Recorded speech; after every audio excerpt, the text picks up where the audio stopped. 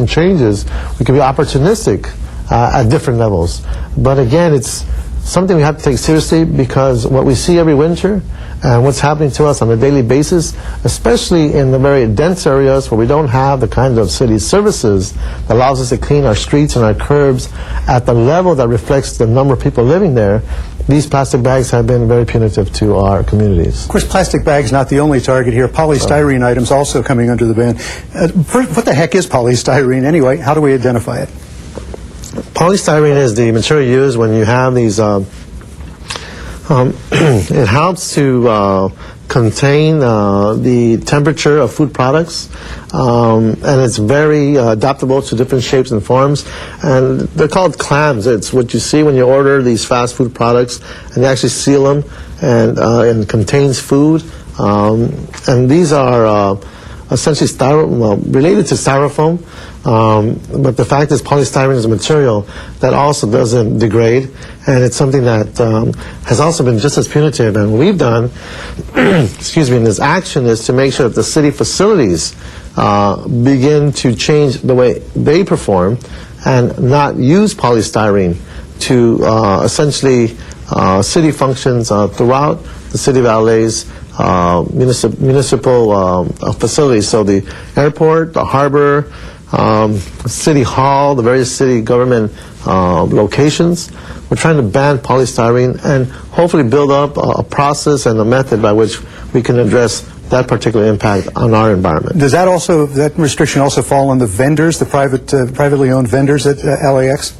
Well, we're going to look for vendors that are going to address and respond to our mandates, and hopefully these vendors will understand that the city family will not be using polystyrene products anymore, and especially the ones that are used for the food products, and that we're going to ban those, and hopefully they'll get the message. Well, thanks for the explanation on that. Again, what's the timetable for all this, and how can Angelenos do their part? Well, the timetable again is to ban the plastic bags by 2010, if a 25-cent fee by the state is not there. The polystyrene ban we want to move, as I believe it's July of 2009.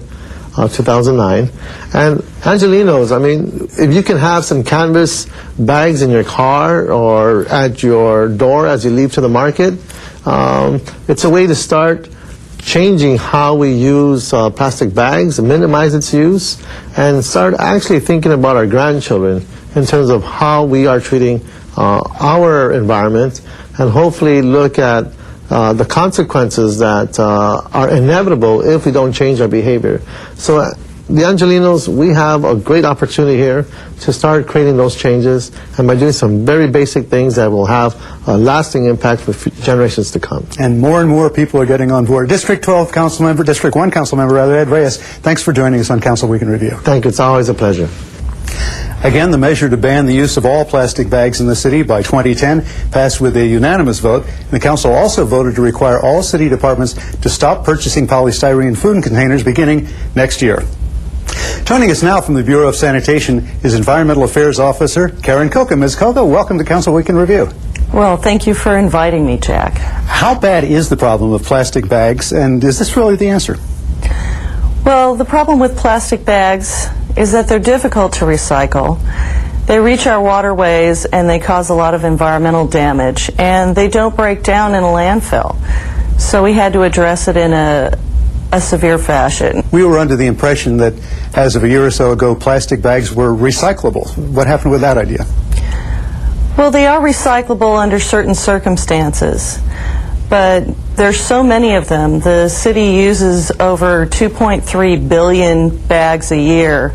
We just have to get our arms around the number that's out there and try to reduce it somehow. How is the city's recycling program doing in general? The recycling program is going strong. In fact, we're implementing more programs like the new multifamily recycling program. We've already rolled out to 250,000 units citywide, and looking forward to getting the rest of them on board by the end of next year. So every resident will have the opportunity to recycle. When you say multifamily, of course, you're talking about things like condo complexes and apartment buildings?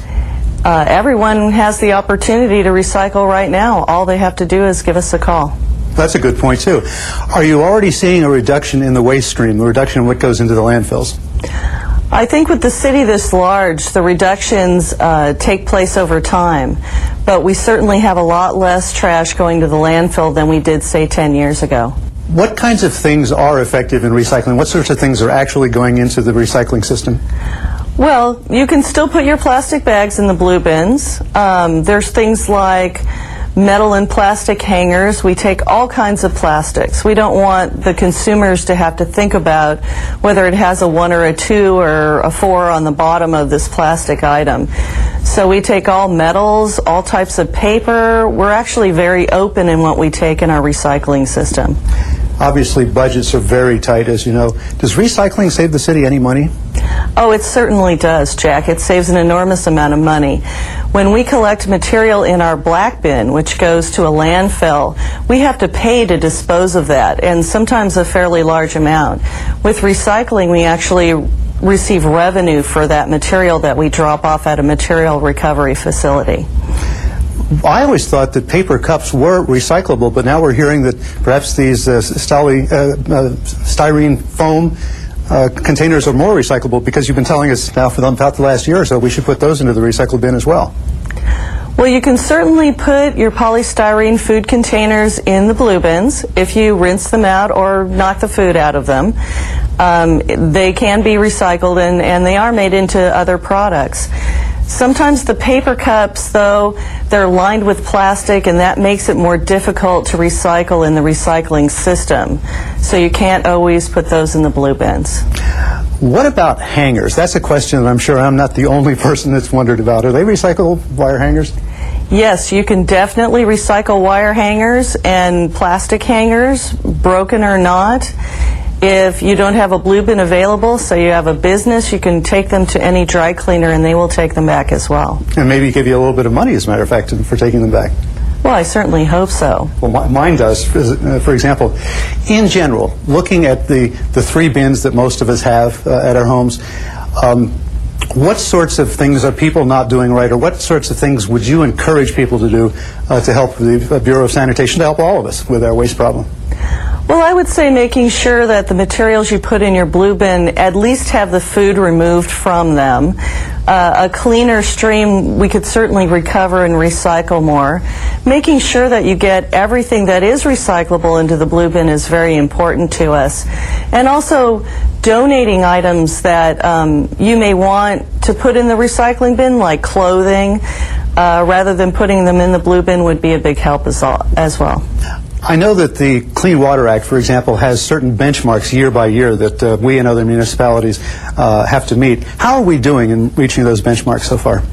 The City of LA is meeting all of its benchmarks. We've implemented a number of systems that we install on our catch basins to make sure that trash doesn't get into our storm drains and then go into the river.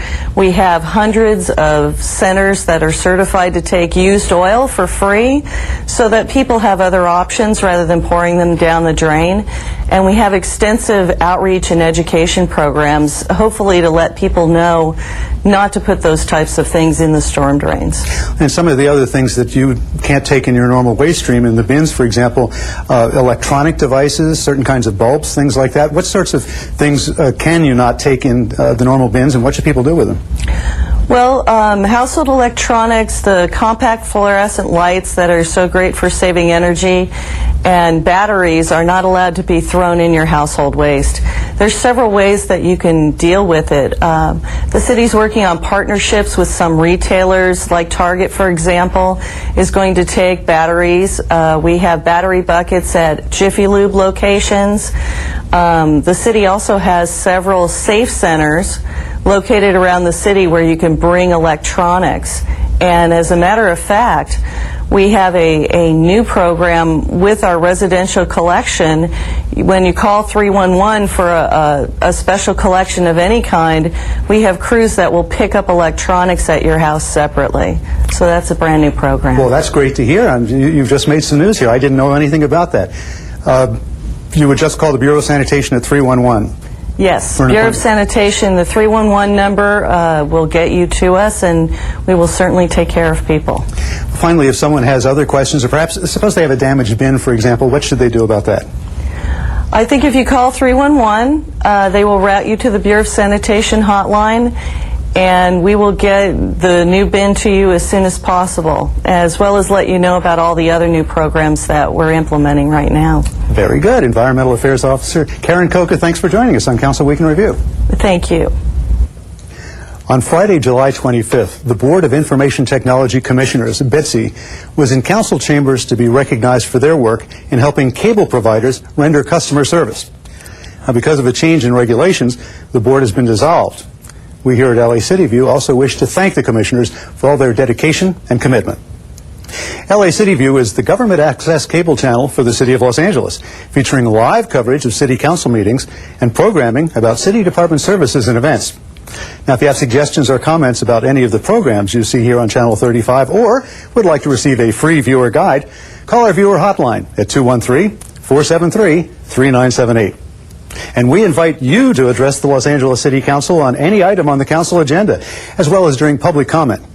You may come downtown to City Hall or go to the Van Nuys City Hall and participate via video teleconferencing. And remember, you can watch all Los Angeles City Council meetings live in their entirety on Tuesdays, Wednesdays, and Fridays beginning at 10 a.m. On Sundays, you can watch the replay of all the week's meetings, also beginning at 10 a.m. Council Week in Review can be seen Monday through Friday at 9:30 a.m. and 6:30 p.m. On Sundays at 9:30 a.m. Well, that concludes our program for the week ending July 25th, 2008. On behalf of Jim McBride and everyone here at Channel 35, I'm Jack Popejoy. Thank you for watching, and please join us for the next Council Week in Review.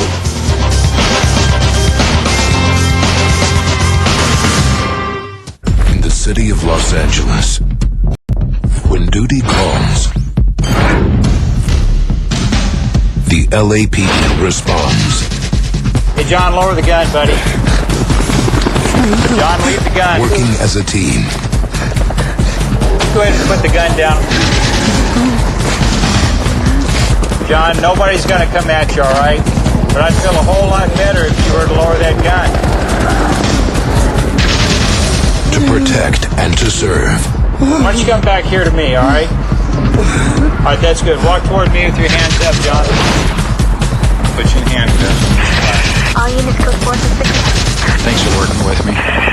910, show me code 6 on the article search for the Amber Alert. To fight crime and to keep our streets safe. Another positive hit on this bag.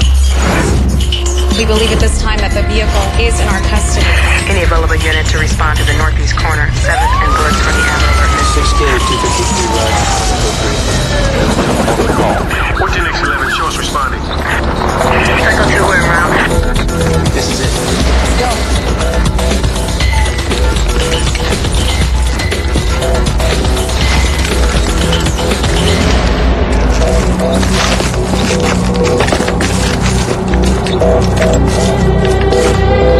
For the officers of the LAPD, it's all in a day's work.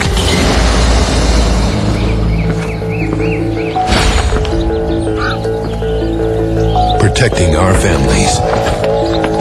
Look at your daddy.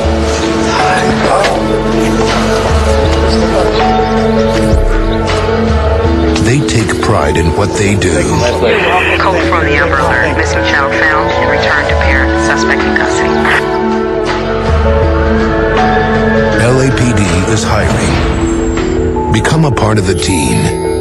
Visit us at joinlapd.com.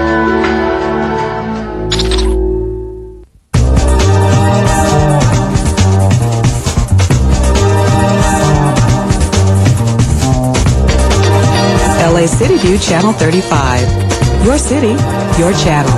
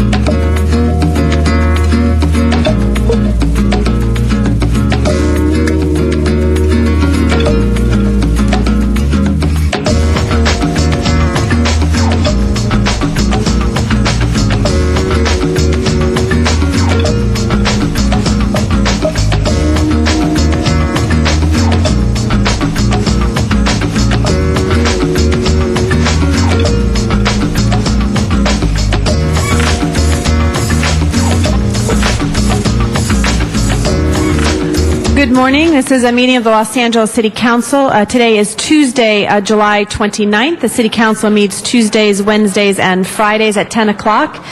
The first Friday of the month will be in the San Fernando Valley. That'll be this Friday at 10 o'clock. We encourage those of you that could not be in attendance to watch Channel 35. Go to www.lacity.org. In addition, you can call council phone as well and have access to that. Today, we are waiting for council members for a quorum. I would ask council members Cardenas, Huizar, Parks, Reyes, Smith to make their way down to the council chamber so we can begin our city council meeting. It is 10 after 10. Thank you.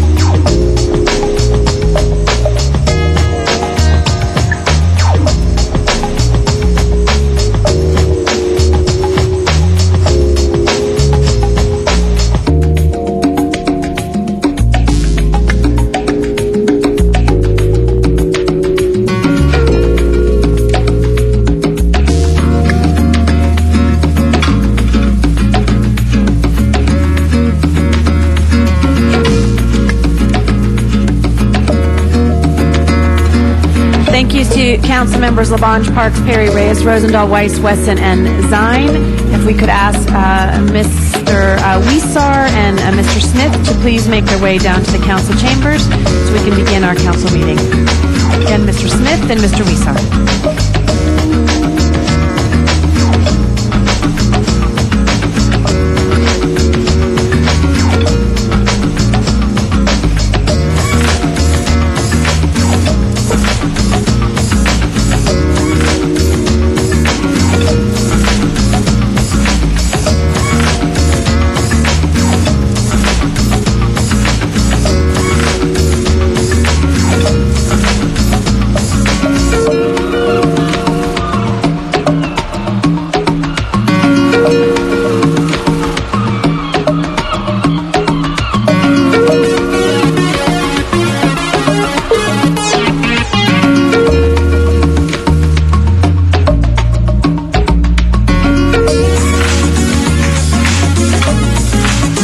Mr. Cardenas, Mr. Huizar, and Mr. Smith could please make their way down to the council chambers so we can begin our council meeting.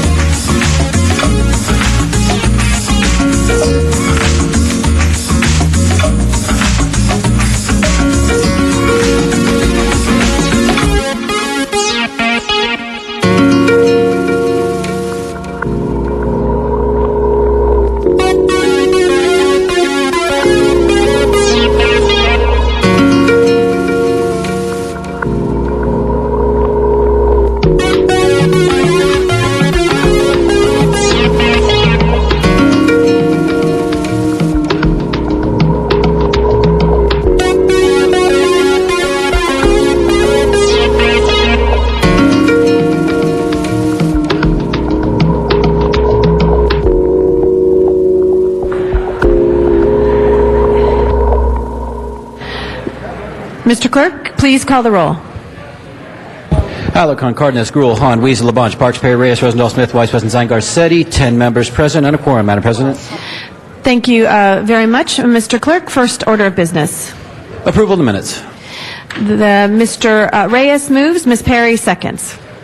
Commendatory resolutions for approval. Those will be approved. Madam President, this is Tuesday, and there's a flag salute for today.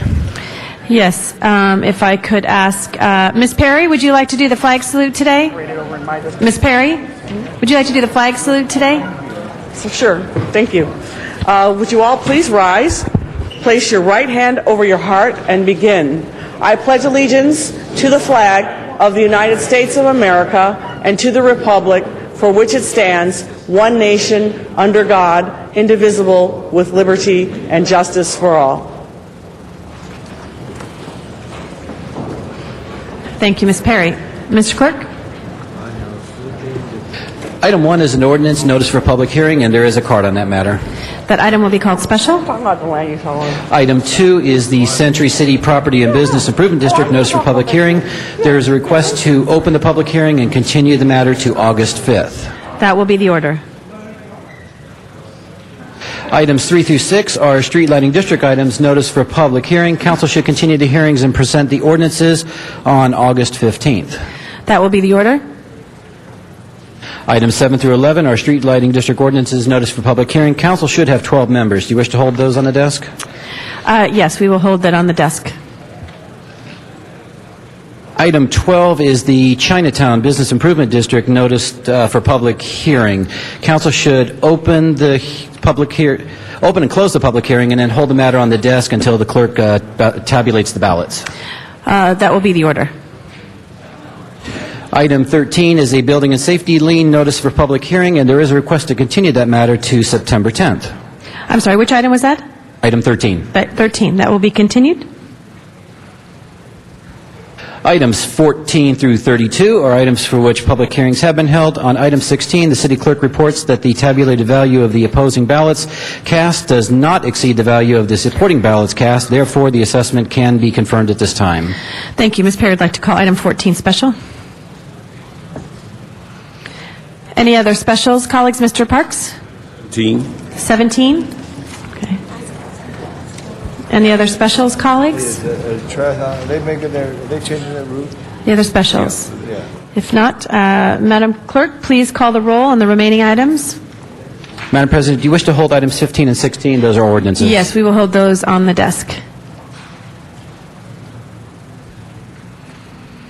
Remainder of the items. Madam Clerk, please open the roll, close the roll, and tabulate the votes. 11 ayes. Thank you.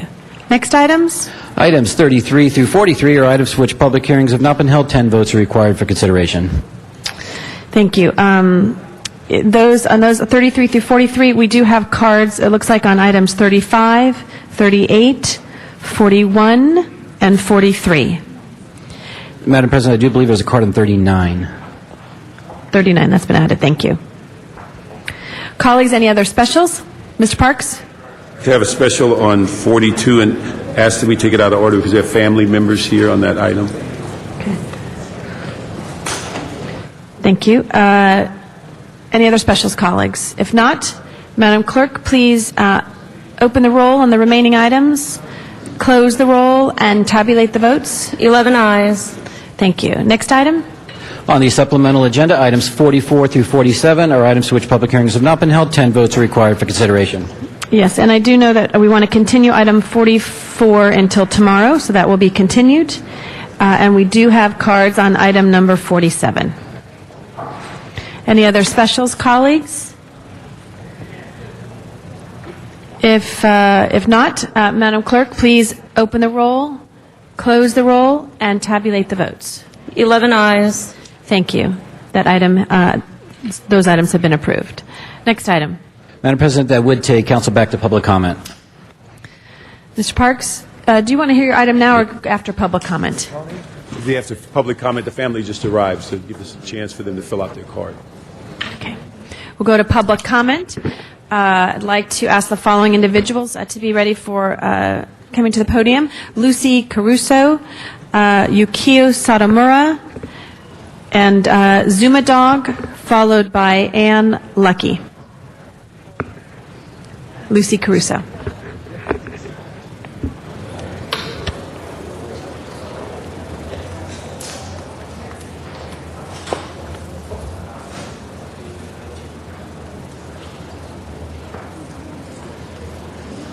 Can I talk?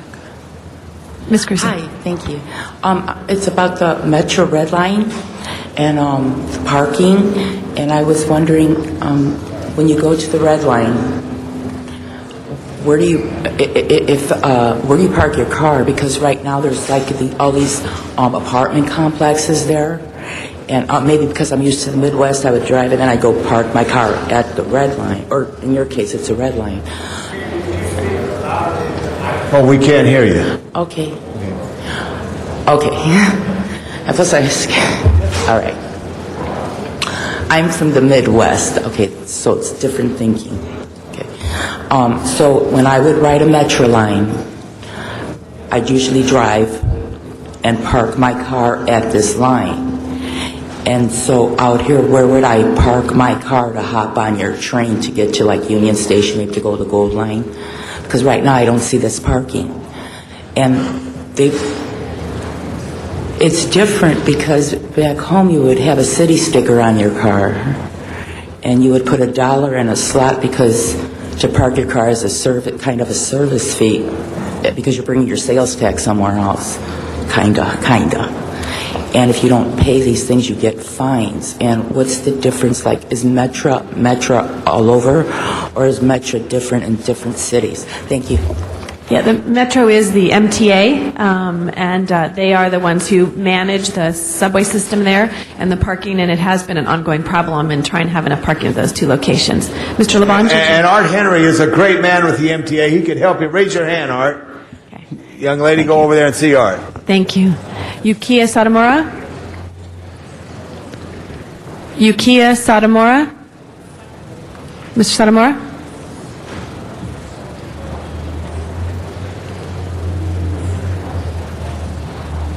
Following Mr. Satomura will be Azuma Dog, followed by Ann Lucky. Welcome. We have a property over on Flower Street. Had been working on the street for 6 to 8 months. I want to know when they're going to complete it because we're having trouble with the tenants that we can't pay the rent and we can't afford to survive without the rent. I was wondering when they're going to be completed and what we can do about it. I'd ask, I think that believe is in Ms. Perry's district, and if we can, maybe someone from Ms. Perry's office can give him a card and see if we can help with that issue. Thank you for being here today. Someone will come with you to a card from Ms. Perry's district. Can be here. So, someone from Councilmember Perry's district, whose district that you're in, will give you their business card and be able to help you. I think she's trying to, I think I saw her over there trying to get it to you.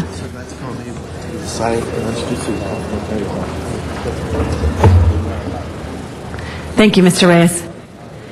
Mr. Zumadog? Yes, thank you. Good morning, City Council. First of all, I'd like to invite City Council to tune in if you have Time Warner Cable out of the Santa Monica system that covers a lot of the Valley and Eagle Rock and all over the city. Tonight at 11 p.m., it's a half hour of Zumadog public comment without anybody to tell me to be quiet. You can get the real deal, a lot of information broken. Please tune in. And it's available at zoomatimes.com. There's a link if you'd like to see it. A lot of informative information. Zoomatimes.com and click the link. And I'd like to put out an alert to all citizens on the street. Please do not stop your cars when I'm walking downtown. People get excited. They see me. Somebody stops, pulls over, honks the horn, waves out the window. You almost call it a traffic accident. We don't need traffic accidents. Yes, I'm a real person besides the TV. Thank you. Grand Avenue project delays. I understand there will be Grand Avenue project delays. Womp, womp, womp, womp, womp. And the real problem here is that the city, the CRA, and the county has rolled the dice on this project to bring back downtown L.A., and now it's not going to be completed. It's going to be delayed, and you cannot depend on the revenues that you are deciding. We have real problems now because of this. And You've heard me talk about the Prop 1C money supposed to be for emergency housing and shelter for battered women, children, disabled and elderly. Well, that money that you voted for is going to the Grand Avenue project, the cement park. That's right, it's a commercial park, and that emergency money is going to the park because you voted for one thing and then it went to be for another. Just like we have the trash collection fees for 1,000 new cops. Well, they're only giving us 300 new cops. The rest went for raises, and today's agenda 30% increase of the trash collection fees on today's agenda. So first they don't use it what it's for. Now they are tripling it. We've got an LAUSD bond, not $3.2 billion. It will be, if I can have one more sentence to say, the LAUSD bond will be $7 billion. Thank you very much, Mr. Zuma-Dog. Ann Lucky? Ann Lucky will be followed by two public speaker cards in the San Fernando Valley, Donna Pearman as well as Miriam Fogler. Yes, Ms. Lucky. Good morning, City Council. This is my first appearance, and I'm really ashamed of me because I haven't been here. But last Saturday morning at the festival, the first thing I noticed was insecure security. I got there at 6:30 a.m. because I always want to be on the front line. I'm a Jefferson High School graduate. The first thing I noticed was people sleeping under the swings and the slides where the children were supposed to be. And the grandmother, she was taking her kids away. She said, "Don't go there, someone's sleeping." So I was fixing some food, and I said, "Where?" I went over and I did this, but they were speaking Spanish, so I couldn't relate to them properly. So I went and got a Spanish security. She came over and took care of it. But I haven't finished. The other security problem, I was sitting on the third row near the front, and at the end of Pico Sanchez's performance, I noticed the tent opposite the left side, 3 Spanish young men were tampering they was tampering with the wires, and I said to them, "Don't do that. There's a lot of people under this tent." So they didn't understand. Then I spoke a few words in Spanish. I said, "No bueno." So they got angry. So the man next to me, he said, "Go get the police," because security wasn't listening. So I walked over to the 3 officers that was going near Vernon, and I said, "Officer, would you come with me?" Ma'am, if I could just ask you to conclude. By the time they got there, the tent, that cap was on that tent, they had slid it up. So when they got there, I said to the officer, "You need to talk to them and have someone to talk with them." Ms. Lucky, and I know this is your first time here. There's unfortunately a 2-minute limit on your time period of which to speak.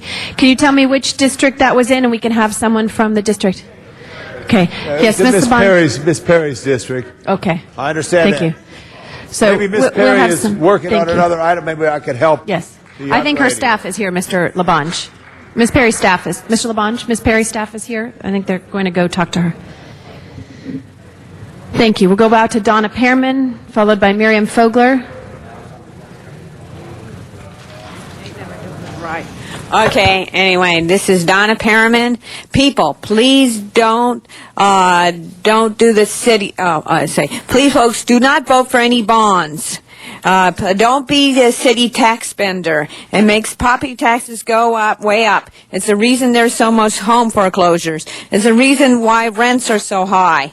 So why would anyone want more parcel taxes? The city council use our money appropriately. They misuse it. Then they ask for more. They know which words make the voters melt. Getting rid of gangs, help homeless, help kids. After they throw our money elsewhere, they come up with another code word. In the meantime, our city council can buy lavish cars that will have after they leave. We also have to accommodate the cost of their gas. I hope it's for city business, but it's easy to have any errand to make city business. Yes, you use it personal use too, so I don't like that. City council knows how to accommodate themselves with their third term, them sitting pretty. Why should we have to help them with extra property taxes? Why should we pay a half-cent sales tax to fund transportation systems? Why should people who don't or can't use buses or rails pay for it? They will misuse those funds, force that subway to the sea. Our rapid buses are already ruined, making people wait for long periods of time standing and have to file on the 720 Santa Monica. Is this the plan? So we have to have the subway to the sea? Why rob the general fund to make the public have to pay extra? And with parcel taxes and meter fees, which will go up suddenly without warning, the people will learn, trash tax, people will learn when they get tickets. Well, the signs even put the new information with the new information and with the baggie fee and the code word ecology. I ask we'll be able to throw our trash bags out with reusable bags. How are we going to do that? And the city council has no right to ask more from us with gas tax and electric and internet, even after Prop S passed. They stealing us blind. Thank you. Thank you very much. Ms. Fogler. You know something? Human beings, it's been gone back a long time ago, and the same thing is happening here with the City Council like it's been everywhere I go, everywhere that in history, political leaders who are the tax spenders that's all they do is to collect. And if they don't collect, they harass, and they'll just finally take rights away. They'll do anything they can to get what they want. And that's exactly what they're doing. They did it for centuries, like in France, 4 times in a row, folks. And for thousands of years, we've been fighting against these taxes, and now you people are going to vote for these taxes in November. I'm going to tell you, if you people vote for it, then I'm telling you, God's going to have to take over, and He's going to have to take over all these human beings' iniquities because they're not being justful and righteous. They're not being good people here that are leading the people, the public. They are ripping us off, and they're stealing it, and they're giving it to the rich, and they're taking it from the poor and the middle class people. I'm telling you, folks, they threatened the state workers to cut their pay to $6.55 an hour, and don't be thinking that they might do it here in the state, in this county, in the city. So think before. Now, the fact is that leaders are very dangerous because they can pass laws that can affect your way of life, your rights, folks. They can do whatever they want, evidently, because nobody comes up here and speaks to them except the city attorney likes to interrupt people. And it's very rude on your part, Mr. City Attorney, to attack the public who have every right to speak here. And as far as I'm concerned, the City Council is not paying attention. That's their fault. And you shouldn't be picking on the public at all. The public has a right to what they have to say here before the City Council. And that's the way it should be done. Thank you very much, Ms. Fogler. That concludes our public comment period. Mr. City Clerk, I do believe we have 12 members present. If you could call those items now. The ordinances would be items 7 through 11, 15, and 16. Thank you. So those items are now before us. Madam Clerk, if you could please open the roll on those ordinances, close the roll, and tabulate the votes. 12 ayes. Thank you. Those items are approved. Mr. LeBon, you have a special introduction? Members, we have a great students from Francis Blend School. I want you to all stand up. They're very special students with very special needs. They're here visiting City Hall. They're all challenged with sight, but they have great hearts and they have great minds. And I'm very proud that Francis Blend serves all of Los Angeles and schools without. Please give the students from Francis Blend a big hand today, right now.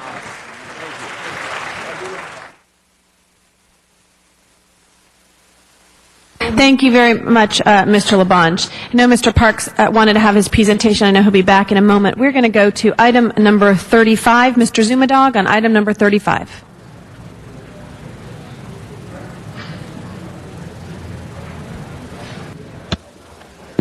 Yes, this is a report on emergency preparedness, and I would like to take a minute on this because I think part of the emergency preparedness plan is going to be preparing for more and more people hitting the streets of L.A. in a wave of homelessness. There's a lot of fees taxes, bond measures, all types of hikes and updates being imposed on homeowners, renters, and citizens. At the same time, inflation due to the high price of oil, which is driving up the cost of gas, which is driving up the cost of food. People have less money. I don't think they're going to be able to be making payments. We know foreclosures is going to be getting much worse. Everybody agrees that the foreclosures are going to get worse. The credit market's going to get worse. We're going to have an all hell breaks loose scenario. Zumadog predicts within 1.5 to 2 years you will start to see it. And we need to beef up the emergency preparedness, not about fire, not about terrorism, but just about the people on the streets. Thank you very much. That item is now before us. Madam Clerk, if we could open the roll on that item, close the roll, and tabulate the votes. 12 ayes. Next, we will go to item number 38, called special by cards. Mr. Zumadog, followed by Donna Pearman and Miriam Fogler. Mr. Zumadog. Yes, and now we're talking about special event fees, and what these are, people. What happens is if you have a... can I please have some quiet? If we could please ask everyone in the council chambers. Let me just get right to the point. There's a lot of money that is being taken out of the general fund to fund and pick up the tab for a lot of the nonprofit organizations that come through these agendas on a daily basis. It's causing the city a lot of financial hardship. So much money's being spent. I say I want to see no more money on these types of frivolous special event fees. I want to see this nonprofit money for these special event fees out of the general fund to be used for business and improvement and job creations. I have a plan that is posted on my ZumaTimes.com. I did it last night, and it's for everybody to read. I mean, I can hand you the memo, but why bother? It's at ZumaTimes.com, and it's my plan for business vitalization. We need to start to focus on the underground economies that will be starting. You could build all the Grand Avenue projects and have all the fancy events and all the LA Lives and all the new malls going up everywhere made out of cement and mortar, but people aren't going to be able to afford that, and we have a problem with people not being able to get good quality food and nutrition in their neighborhoods. I say more farmers markets. I'm saying, Dion, that I think that more money should be used for things like farmers markets, and where the city needs to take over. There's a lot of privatization of things like schools and the gang intervention, and a lot of city services are now being done through the mayor's office, through nonprofits. I say the city needs to take over some real business development while you're doing the Grand Avenues, LA Lives, and all the new billion-dollar shopping malls. Provide some infrastructure, things like street fairs and flea markets that provide services and goods and food and needs for the people at their level. And then they can provide it. They can be the people staffing it and running it. So that's job creation. You'll be able to provide services they can afford. I'm here to say you must prepare for the underground economy that will be getting bigger and bigger in this city as people cannot afford your taxes. Thank you very much. Mr. Zumadog, we'll go out to the San Fernando Valley with Donna Pearman and Miriam Fogler. Ms. Pearman? Hi, this is Donna. Again, we have fee waivers. I personally did not mention, or my friend Miriam, about Jack Weiss's memo. I can't stop what I didn't start. I won't start asking him to put a stop on fee waivers, though. If the City Council and the CRA didn't misuse our money, we wouldn't be so bankrupt. Do we really need to spend $11,931 on a watermelon festival? And the Taste East Hollywood for $5,268. The problem is you keep on asking for people to spend for new taxes and fees, internet fees, aside from S. The city wants to borrow the 1A funds, which I may not have a chance of talking to that. So it's getting these funds, and what's the use of giving them money if they rob it for something else, or take it away from the general fund, as Zumadog was saying. We're spending millions of dollars for frivolous fun projects. I agree with Zumadog. We need to have private we shouldn't be taking our money from the private fund. We need to have the private industry maybe help with these events, and when they get a tax break for them. It's a win-win situation. It's a no-brainer. So we got to stop these fees, come up with new ways to do this and bringing revenue. The city shouldn't be totally on the back of the taxpayer. Thank you. Thank you, Ms. Fogler. Miriam Fogler? Yes. I think the union should know about these fee waivers, how they should be affecting the city services when it's being taken out of the general fund, like you're all doing everything here, all the general funds being sapped out, and then you're putting in all these taxes on us and the bonds, and the county is also copying you. And there should be a vote. I hope there'll be people out there that will rise up to the occasion to stop this. I hope that the people will be smart enough to vote for it, because if they do, they're being stupid. They're being stupid. And you're counting on that, because you know better than well. That's why there's certain people that take leadership. Why we have leaders? Because, unfortunately, the average person does not open a book and read enough. And these people here at City Hall, they've done their homework. Some way or another, they've been groomed to how, or been, prepared for this. And because they've been going through, they high class people with a lot of money, they can get the money, the books they need to read. And Madam President, she does not appear to be talking about the special events motions. Ms. Vogler, if you could talk about the special events. Out of order. I'm speaking about your spending, Mr. City Attorney, and I am directly telling you to be quiet, and I don't want to hear from you anymore. Ms. Because Vogler, you have no Ms. right Vogler, to tell us please. to be quiet. We fought for our country. Ms. Vogler, here. please continue. Here. You are violating our First Amendment rights. So I'm going to continue to speak about these things, because this is what you're doing. You're spending our money, and you're asking us to give you more money to pay for these fee waivers. It must be stopped. That item is now before us. Public comment on that item has been closed. Madam Clerk, please open the roll on this item, close the roll, and tabulate the votes. 12 ayes. Thank you. I'd like to acknowledge Mr. Parks for our next presentation. Mr. Parks. I believe this is item 42. And if I could please anyone who is having conversations to take their conversations outside the council chambers during our deliberations. Thank you, Madam President. I'd ask that on this item that Mrs. Jeanette Holt, who is the mother of Anthony Preston Jones, also Royetta Holt, his aunt, and his son, DeAnthony Michael Jones, come up to the podium. They'd like to make a personal appeal to the public regarding this $50,000 reward motion. Thank you. We welcome you to the podium again. If we could please have quiet in the chambers.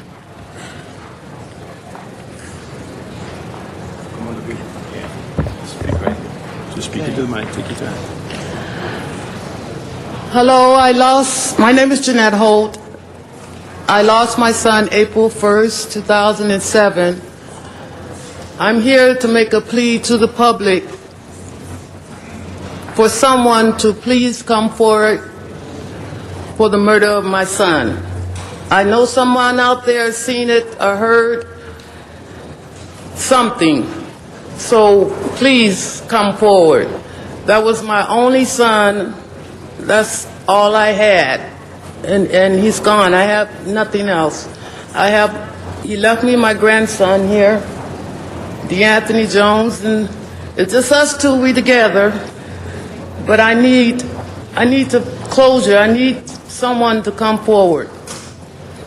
Someone is out there and knows something, and I'm pleading for the $50,000 reward, so maybe someone will come forward and keep that person or person off the street so they won't do it to another family if he hasn't done it already. No one should have to go through this. No mother should have to bury their child. Thank you. DeAnthony, you wanted to make a comment? My name is? My name is DeAnthony Jones, and I just want the people to come forward so we can find out who killed my dad.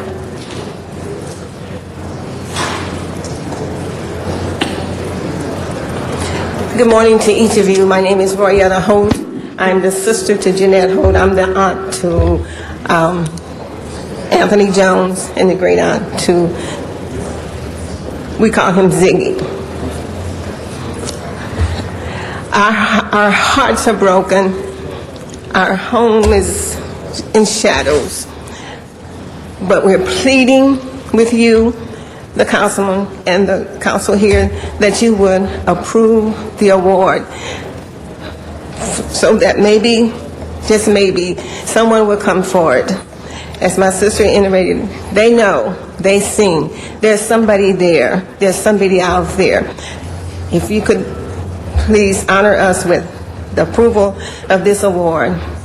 I'm confident the officers on the case and the detectives on the case are confident that somebody will come forward, even if it's from the other side. And we're thanking you in advance for your services, and we're praying that other families don't have to go through this. And we know that they will, but we know we're praying and thanking God for your services. Thank you.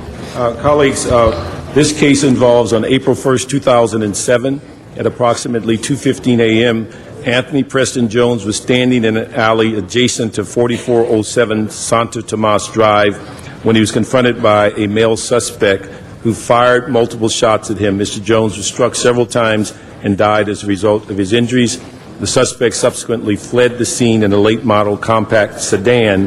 The detectives have established the probable identity of the person who killed Mr. Jones, but a lack of evidence for a successful prosecution has not come forward. The detective is a member of the South Bureau Gang Homicide Group, Detective David Garrido, and he is at 213-485-1383. We'd ask for a unanimous aye vote on this reward motion in hopes of helping LAPD find the suspect involved in this crime. Thank you, Mr. Parks, and thank you to the family for being here. We'll say our prayers and hope that someone will come forward. Madam Clerk, please open the roll on this item, close the roll, and tabulate the votes. 12 ayes. Thank you. Next item we're going to go to is item number 39, out to Ms. Pearman and Ms. Fogler. Ms. Pearman? Yeah. Okay, I'll just talk for a minute on that. We don't need to have fee waivers on the convention center for either event on February 18, 2009 and or October 7, 2008. Certainly there could be another way to pay for these events.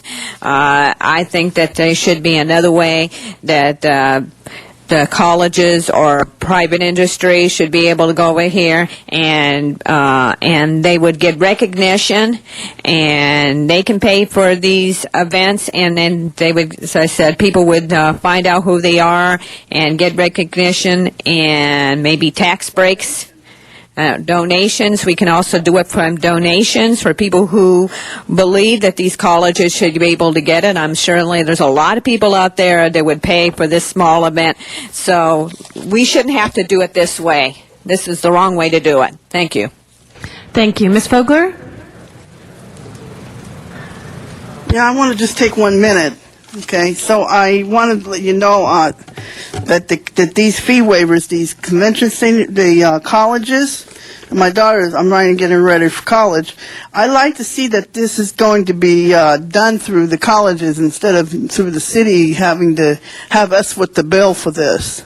So I'm addressing the whole city council. When I say a name here, I'm addressing the whole city council. I'm going to correct the city attorney. But when you speak about a particular member of the council, you're talking to not only the member person there, you're talking to the whole city council. A lot of them don't even pay attention to you, so you have no right to cut in and be rude to people as they speak. Thank you very much. Colleagues, that item is now before us. Madam Clerk, please open the roll, close the roll, and tabulate the votes. 12 ayes. Item 41, we're going to go next. Mr. Zumadog, followed by Ms. Fogler. Mr. Zumadog, item 41, you choose not to speak. Okay? Ms. Fogler out in the San Fernando Valley. That's okay. I waive this. Thank you. And I would ask the speakers, when they do put in their speaker cards, we do have staff that stick around until we consider these items based on that. Please make your choices carefully. Item number 41 is now before us. Madam Clerk, please open the roll on this item, close the roll, and tabulate the votes. 12 ayes. Thank you. Next item, Mr. Zumadog, item 43. You wish to speak on item 43? Okay. Yes, this is very important. City of Los Angeles, please pay attention because this is about track maps, and you might not know what they are, but when you see all these skyscrapers popping up, oh, Jack Weiss is here. I'd like to say for the record, he was not here the entire meeting. He's now just walked into the room. Mr. Zumudog, Thank you. please address the council as a whole. I was just letting them know he just walked in. Okay, so anyway, thank you. Track maps, what happens when you see skyscrapers, high-density projects? Well, it always starts with the track map. It's the blueprint. Now, here is why the city needs to scale back on their quote-unquote smart growth density plans, because in case you haven't heard, we have a water crisis. Arnold Schwarzenegger has come out and said we're in a drought. A federal judge has cut back the amount of water that's allowed to come to the state due to the Sierra snow caps. There's going to be huge water shortages. And I'm here to say, in the next 5 to 10 years, when they look back and say, wow, this crazy guy in a sombrero came to every council meeting and complained about everything, wow, was he right? Because I'm here to say we are going to have major water shortages, crisis, death on our hands. You cannot accommodate the infrastructure, the high density of these track maps. There's just simply not enough water. It would be nice.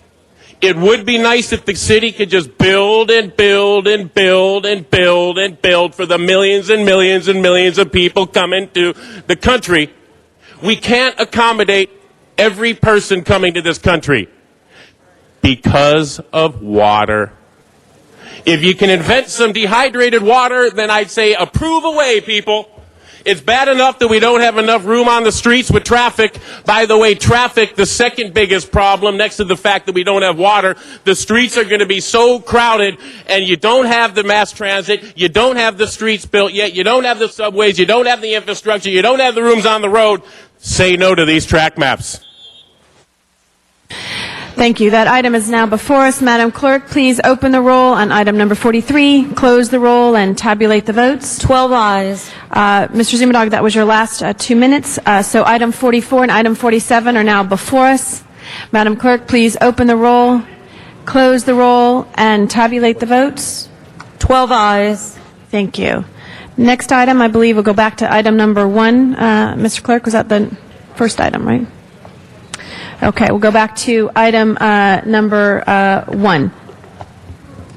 This item, colleagues, we do have several public speaker cards on this item, a required public hearing. I would ask that those individuals, when I do call your name, the 4, if you would please make your way to the podium so we can accommodate all of you. Renee Watkinson, followed by Dennis Keene, followed by Evelyn Hatt, followed by Andrew Mancini. Renee? Is Renee here? Oh, sorry. And if I could ask Dennis Keene to make his way up as well behind Ms. Watkinson, followed by Evelyn and Andrew. Thank you. Please. Good morning, council members. I'm here today representing 100 Towers, LLC, Entertainment Center, LLC, and the Century City Chamber of Commerce. Also representing 3 high-rise buildings in Century City, Century Plaza Towers, and 2000 Avenue Stars. I'm the current chairman of the board for the Century City Chamber as well. So we're very much in support of the Business Improvement District. Currently, only a few property owners pay for the maintenance of the medians throughout the Century City. The PBID would provide for all property owners to pay into this and improve the maintenance from the city. It would also improve services, providing additional security services throughout the city and additional street maintenance services that the private sector would pay for. Thank you. Thank you very much. Mr. Keene.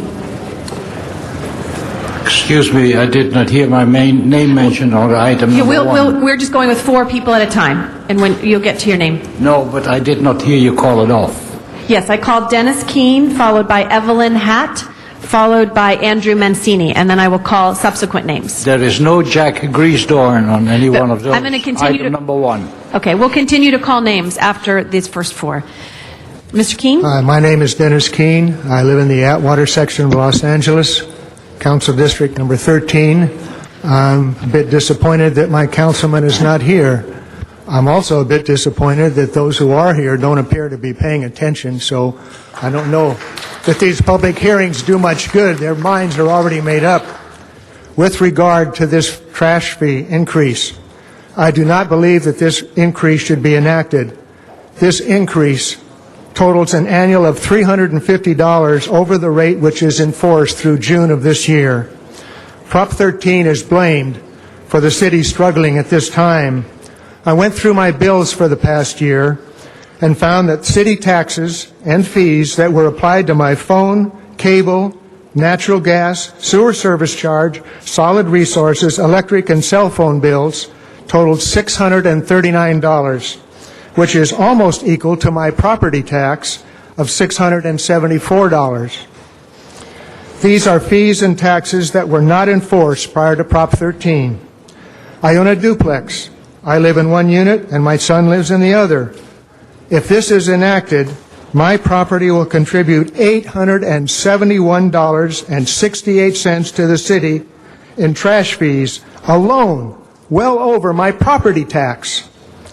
I believe this type of, quote, fee, close quote, is an end run around Proposition 13. The council should consider collecting recyclables every other week if they're so short on money. Also, they should consider collecting yard waste every other week in the wintertime. The money is supposed to be used to hire more police officers, but once it is collected, it can be spent on anything the council wants, as pointed out in the LA Times articles. If it must be increased, put it off until later. Thank you.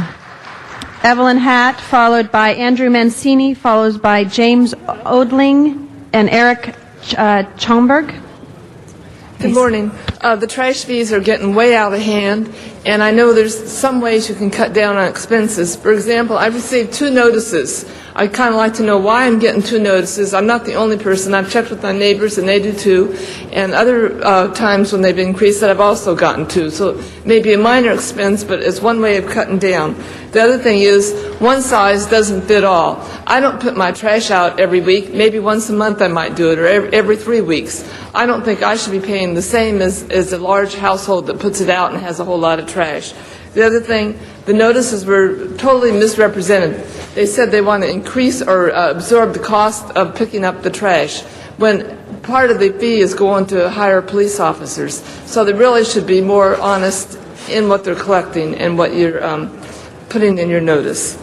Thank you. Thank you very much. Andrew Mancini. Thank you, Madam President and council members. I have 2 areas of comments. First of all, a procedural comment. I'd like to know why you take public comments here when half of the council is not even here, and some of them are here and not even paying attention. Mr. Rosenthal, your exception. Mr. Zine, your exception. But I think it's just an effort in futility. Secondly, the procedural matter here on the notice in the agenda, I noticed for this item number 1, a fiscal impact statement hasn't even been completed yet, and a community impact statement has not been submitted. How in the world can this council vote on a motion when they don't have this very substantive information? Now, procedurally, this is supposed to be a fee increase to collect the full cost of the trash collection. However, I have obtained the reports by the City Administrative Officer to the Budget and Finance Committee, where it's absolutely indecipherable what the full cost is. There is not one item substantiating what the full costs are, and the attachments with that report are internally inconsistent and contradictory. So if the City Administrative Officer cannot establish what the full cost of the trash collection is, how in the world can this body pass a motion to pass those fees along? I believe that since it cannot be established that these are actual fees, what this is a tax, a hidden tax, which is impermissible and illegal. Thank you very much.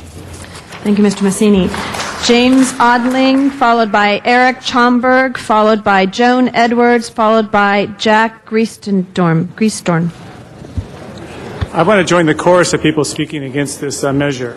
It is not about reducing trash, nor is it about reducing costs. It's about increasing taxes on people who live in their homes and want to reduce trash. Evidence, I've asked for smaller trash containers, like many people in LA who decided they don't want trash. I asked for smaller trash containers. They said, well, we gave you the smaller trash containers, indicating I'd put up 1/3 less trash, but we cannot reduce your fee.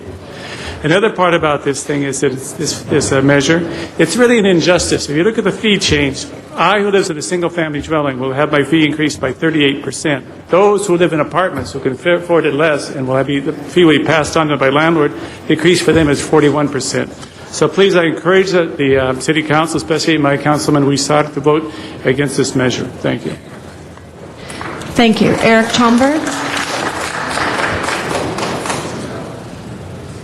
Good morning. As a recent homeowner, in the last 4 years, I've seen an increase of what we call the trash pickup from $22 for 2 months, and now we're having a proposal for it to be $36 a month. So that's $22 up to $72 in a matter of 4 years. As a business owner, I know that prices are increasing, gas is increasing, oil, everything like that. Some of that has to be passed on to the consumer, but my consumer has a choice. We don't have a choice as to what we can do with our trash. We don't have a choice if we could, take our recycling elsewhere, not have it collected all the time. They talk about all various extra services that are included in terms of extra trash cans, Christmas tree pickup, bulk item pickup.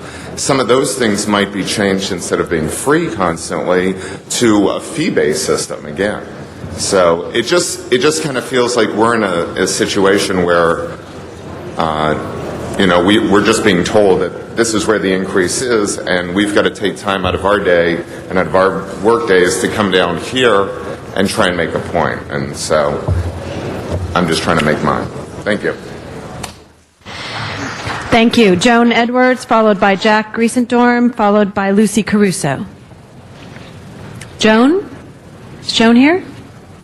You Joan Edwards?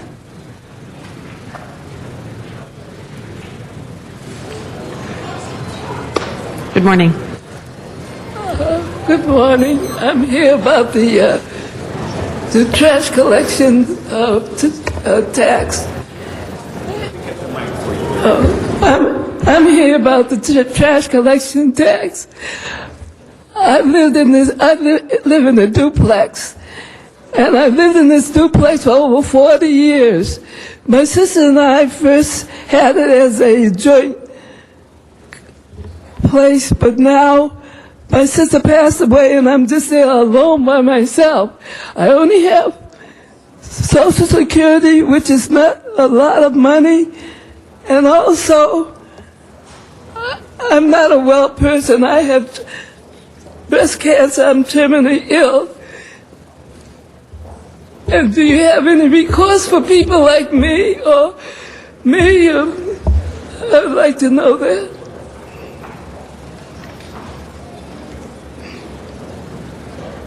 Thank you. Thank you very much for being here. Our next speaker is Jack Griestorm. I apologize for the mispronunciation. Jack Griestorm. Thank you, madam. I appreciate you being here, Ms. Edwards. I think they want you to quit now. Okay, yeah, all right. Morning, everyone. And how do you pronounce your last name, since I probably mangled it? Jack Griesdorm. Griestorm. Okay, Yeah, thank you. just split it, goes further. Anyway, first a little bit of a comment here. Pay $16 in order to park for the privilege of seeing 95% of you engaged in things other, including you, ma'am, in things other than what the speakers are bringing to the floor, which means that only 5%, if we're lucky, is going to be acted on. The reason why I'm here is basically because of the, number one, no one be able to tell me what resource fee is. And I've gone to my local powers to be, and no one could come up with the answer, and yet I pay $52 on the last bill. The total Texas resource fee and energy research are 30% of my bill.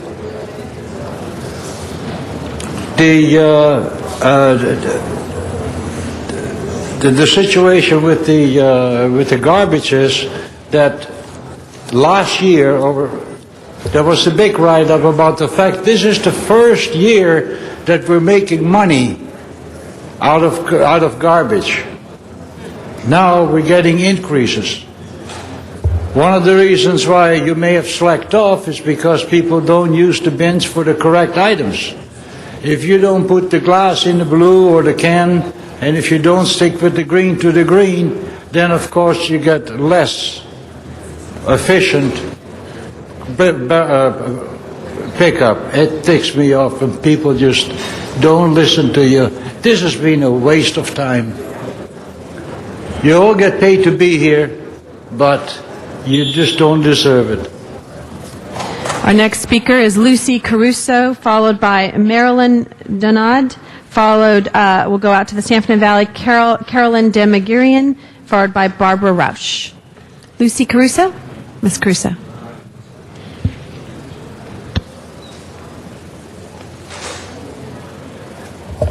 I get scared when I talk. They talk about like the pickup disposal fees. I don't know what the price is, right?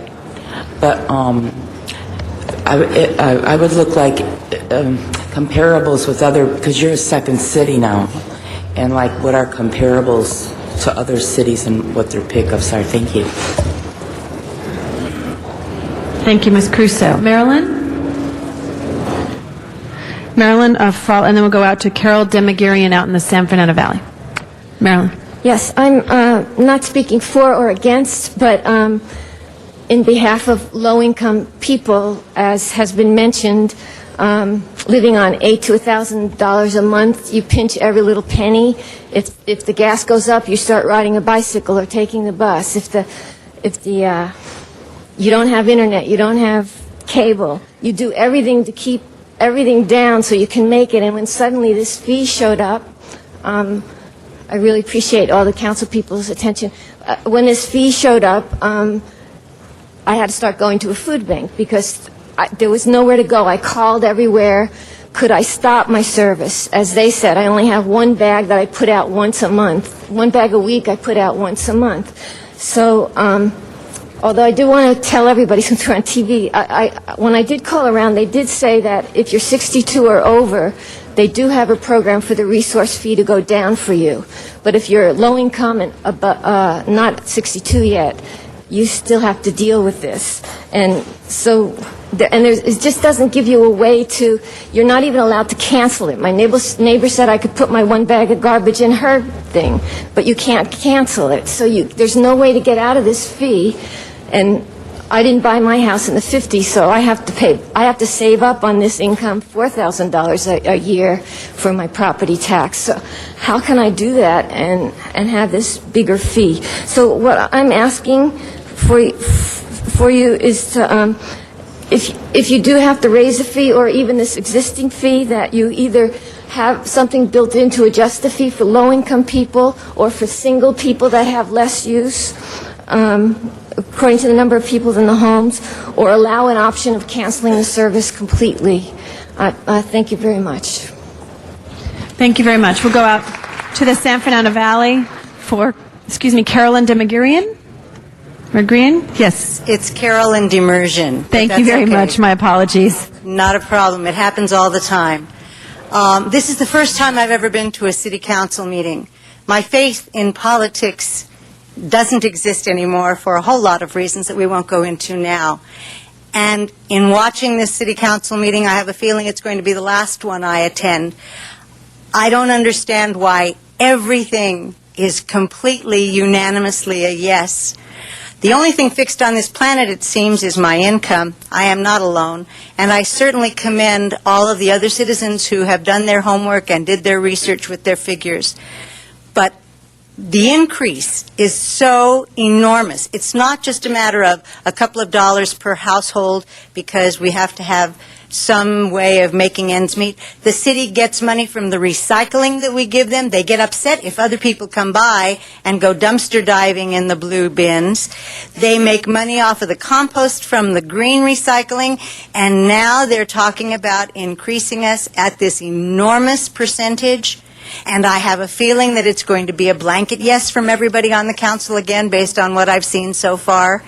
It certainly does not lend any credence to the fact that we are supposed to be a democracy where citizens' comments and citizens' needs are the ones that are being addressed and the ones that are being dealt with. I thank you for your time, ladies and gentlemen. Thank you very much for being here today. Barbara Rausch, followed by Mark Koval, and then we'll go out to the San Fernando Valley to Donna Pearman and Miriam Fogler. Ms. Rausch. Hello, can you hear me?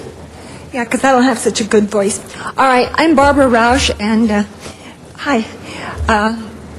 Citizen of Los Angeles all my life. Well, most of my life. I was born here, but I've invested everything I have and my entire future in this city. Okay, people. And I have property, and the hard way, which is under rent control, which you know is makes it very difficult sometimes for me to run it in a business-like manner, the way others can. As for example, on Bonnie Brae, I have 29 units. They're small, but I don't have any of these bins. I pay Waste Management to pick up my stuff, or my tenant's stuff, not mine. And I never use the city facilities, but yet I pay for that. Secondly, there have already been many increases, pile on the people who have gotten together some money and actually bought something and invested here. And it's been a struggle for most people. Maybe there's some billionaires can just buy stuff, but most of us, no. We struggle to keep ourselves going. Third, I heard there's a pass-through idea that we're supposed to, how do you pass through to tenants who don't want to pay it? Okay, so if they don't want to pay it, you evict them? How? Have you ever evicted anybody? The attorney fees, the court fees, waiting 3 or 4 months and losing rent, and then the damage to the apartment when the person leaves because they're mad. The last one I had to evict because he wasn't paying his rent, and it was $5,000 replace the damage he did. So pass-through doesn't always work. I don't know how to make it work. Under rent control, I don't know. So for goodness sakes, please don't do this. Thank you very much, Ms. Rausch. Mark Koval. And again, after Mark Koval, we'll go out to the San Fernando Valley. Mr. Koval. Good morning. My name is Mark Koval, and I'm just a homeowner. This is my first time speaking at a city council meeting. I'm taking time off from work, but this is so important to me. I spent a little bit of time last night researching the history of rate increases on the sanitation equipment charge, which is now known as the SRF fee. And I was a little bit shocked about what I found. And I'll share that history with you in a quick summarization. And bear in mind that the fees that I'm telling you are for a 2-month billing cycle, okay? Back in 2003, the sanitation equipment charge was $12 per 2-month billing cycle. Late in 2003, it was increased to $16. In January 2004, it was increased to $20. In July 2004, it was increased to $21. In September 2004, it was increased to $22. In September 2006, the name was changed to the Solid Resources Fee, and it was increased to $29. Just a few months later, in January 2007, it was dramatically increased to $36. Again, just a few months later, in July 2007, it was increased to $40. And just this past January 2008, it skyrocketed to $52 for a 2-month period. Now the Bureau of Sanitation is seeking to raise it to $72.64. That is a 40% increase over the last increase, which was just imposed in January of this year. As you know, home foreclosures and default notices are up 143% over last year, according to the LA Times. This is the worst possible time to sort of dump this problem on homeowners who are struggling to stay in their home. I live in a neighborhood with several older people who live on fixed income. A neighbor of mine, Josephine, I take out her trash for her, and her cans are virtually empty. But this woman is going to be required to pay $72.64 of her Social Security check for this. So I urge you to resist voting for this. We really need your creativity and due diligence to find a better solution. Thank you very much for being here. Donna Pearman, followed by Miriam Fogler. There is no tax breakdown. Oh, there's a no tax breakdown for what's going to be done, but now the guy tells me it's $72.64. So now I know what's going to cost. I didn't get to see what the disposal fees are doing exactly. We're already paying for trash and our taxes, and why do we need more? We don't get to know what they're doing exactly on these on this trash disposal fee with our recycling. Do we plan to sanitize our trash so it smells pretty? I would like to put your new density building plans in our trash and dispose of those plans. How dare you ask for our homeowners to pay for extra money for trash fees? We're having trouble making our property taxes it is. Why do we need to pay more? It's against Proposition 13. We passed Proposition 13 because we're tired of all these extra fees. Wanted to leave L.A. because of these fees and taxes thrown on us. We're going to revolt one day and throw you out of office, and then you're going to feel sad you put all this trash fee on us. Please don't pass, but even though I know you will. Bye. Ms. Fogler?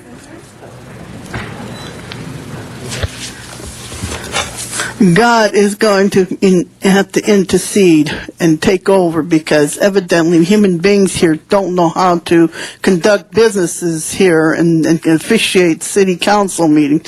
I mean, when you turn around and you're taxing the people to death, I don't know what your objective is. If you think that Jesus is going to come back to help you, forget it, because this trash fees is outrageous, and it should be challenged. All these taxes that you're placing on the people will be challenged either by human beings out there or by God.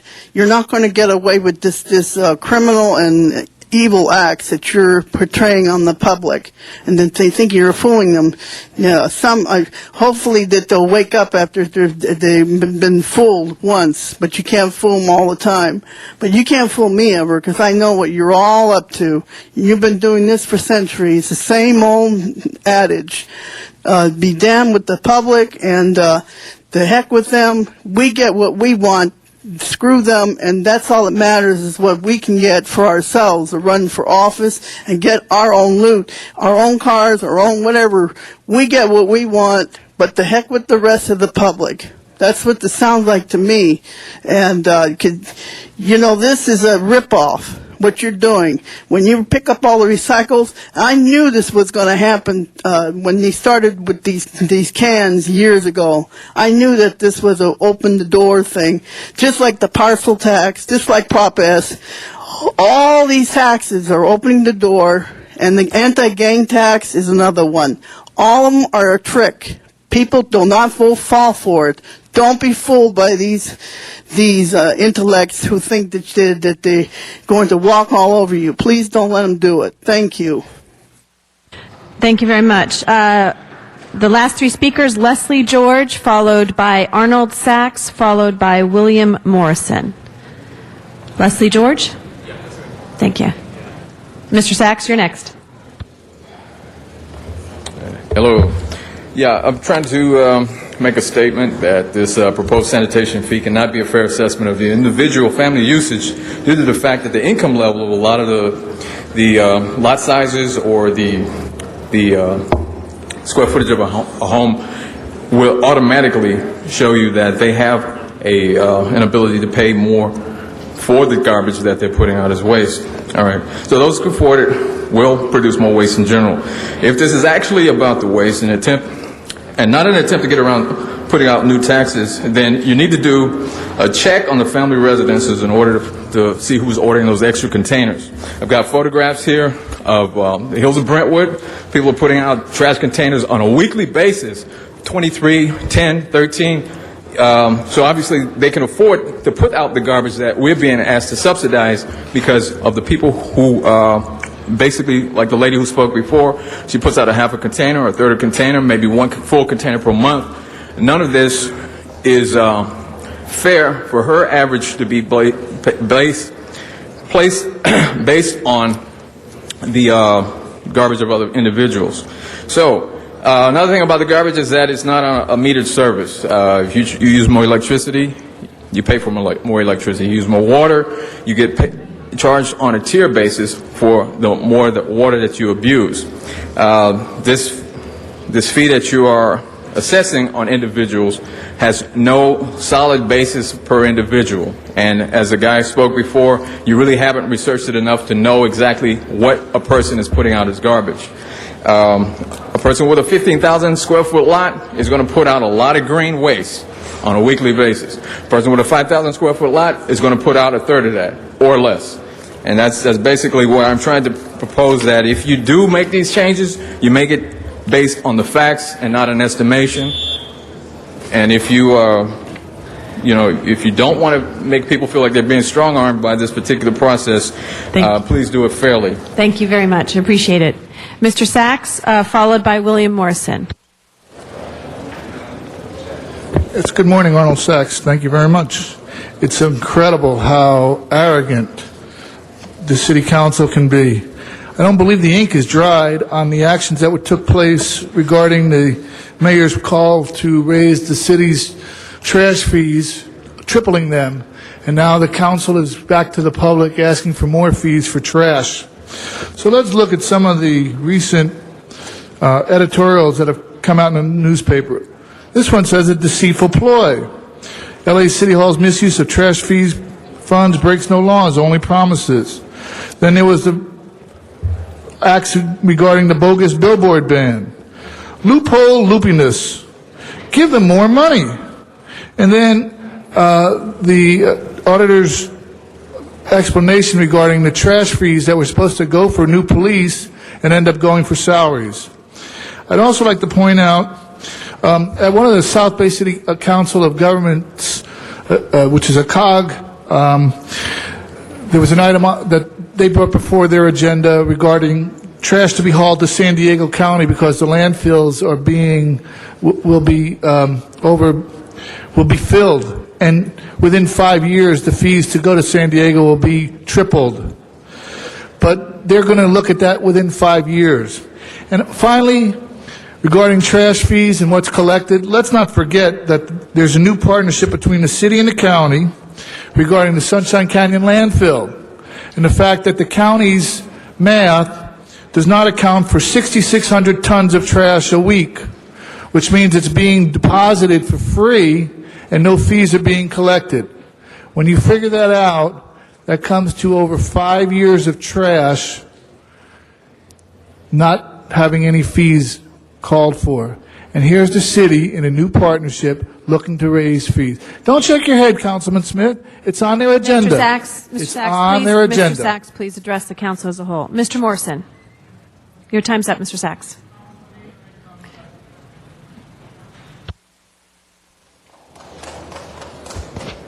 Thank you, Madam Chair. Actually, I kind of get tired of coming down from Sacramento and wasting my time on this issue. Now, why don't we be fair to the public? Of course, we know because of the Puente Hills landfill was contaminated by the city of LA, and that's why you're trying to raise these fees. So let's just be honest with the public why you're trying to do this. And be fair to the public, because I'm getting tired of coming down here and having to face this same issue. And now raising this item fee, of course, we have the Clark's funds. Shouldn't that offset the fees of this recycling, which is in CD14? So I don't think you should have this raise increase. So look into that standpoint. Thank you. Thank you very much. That does close public comment. Thank you to all the speakers who were present today. We have on the queue Mr. Smith, followed by Mr. Rosendahl and Mr. LaBonge. Thank you, Madam President. I've always wondered why in the city of Los Angeles we take revenue and property tax from commercial business owners, from industrial business owners, from apartment owners, from condominiums that don't get city trash pickup. None of them got city trash pickup, but they pay property taxes that went to subsidize trash pickup for residential property owners. I never understood the fairness in that, and I never understood why a Chamber of Commerce or somebody didn't sue the city of LA because of the fairness doctrine. We would never win that lawsuit. But it never happened. And for 50 years, we've been taking property tax to subsidize residential property owners only for free trash pickup. That was not right. In 2006, when this council first talked about having taxpayers or ratepayers pay for collection of trash, I was the lone no vote. Not because it wasn't the right thing to do. It was the right thing to do. But the problem was, number one, unfortunately, the council and the mayor led people to believe that this was only to pay for police.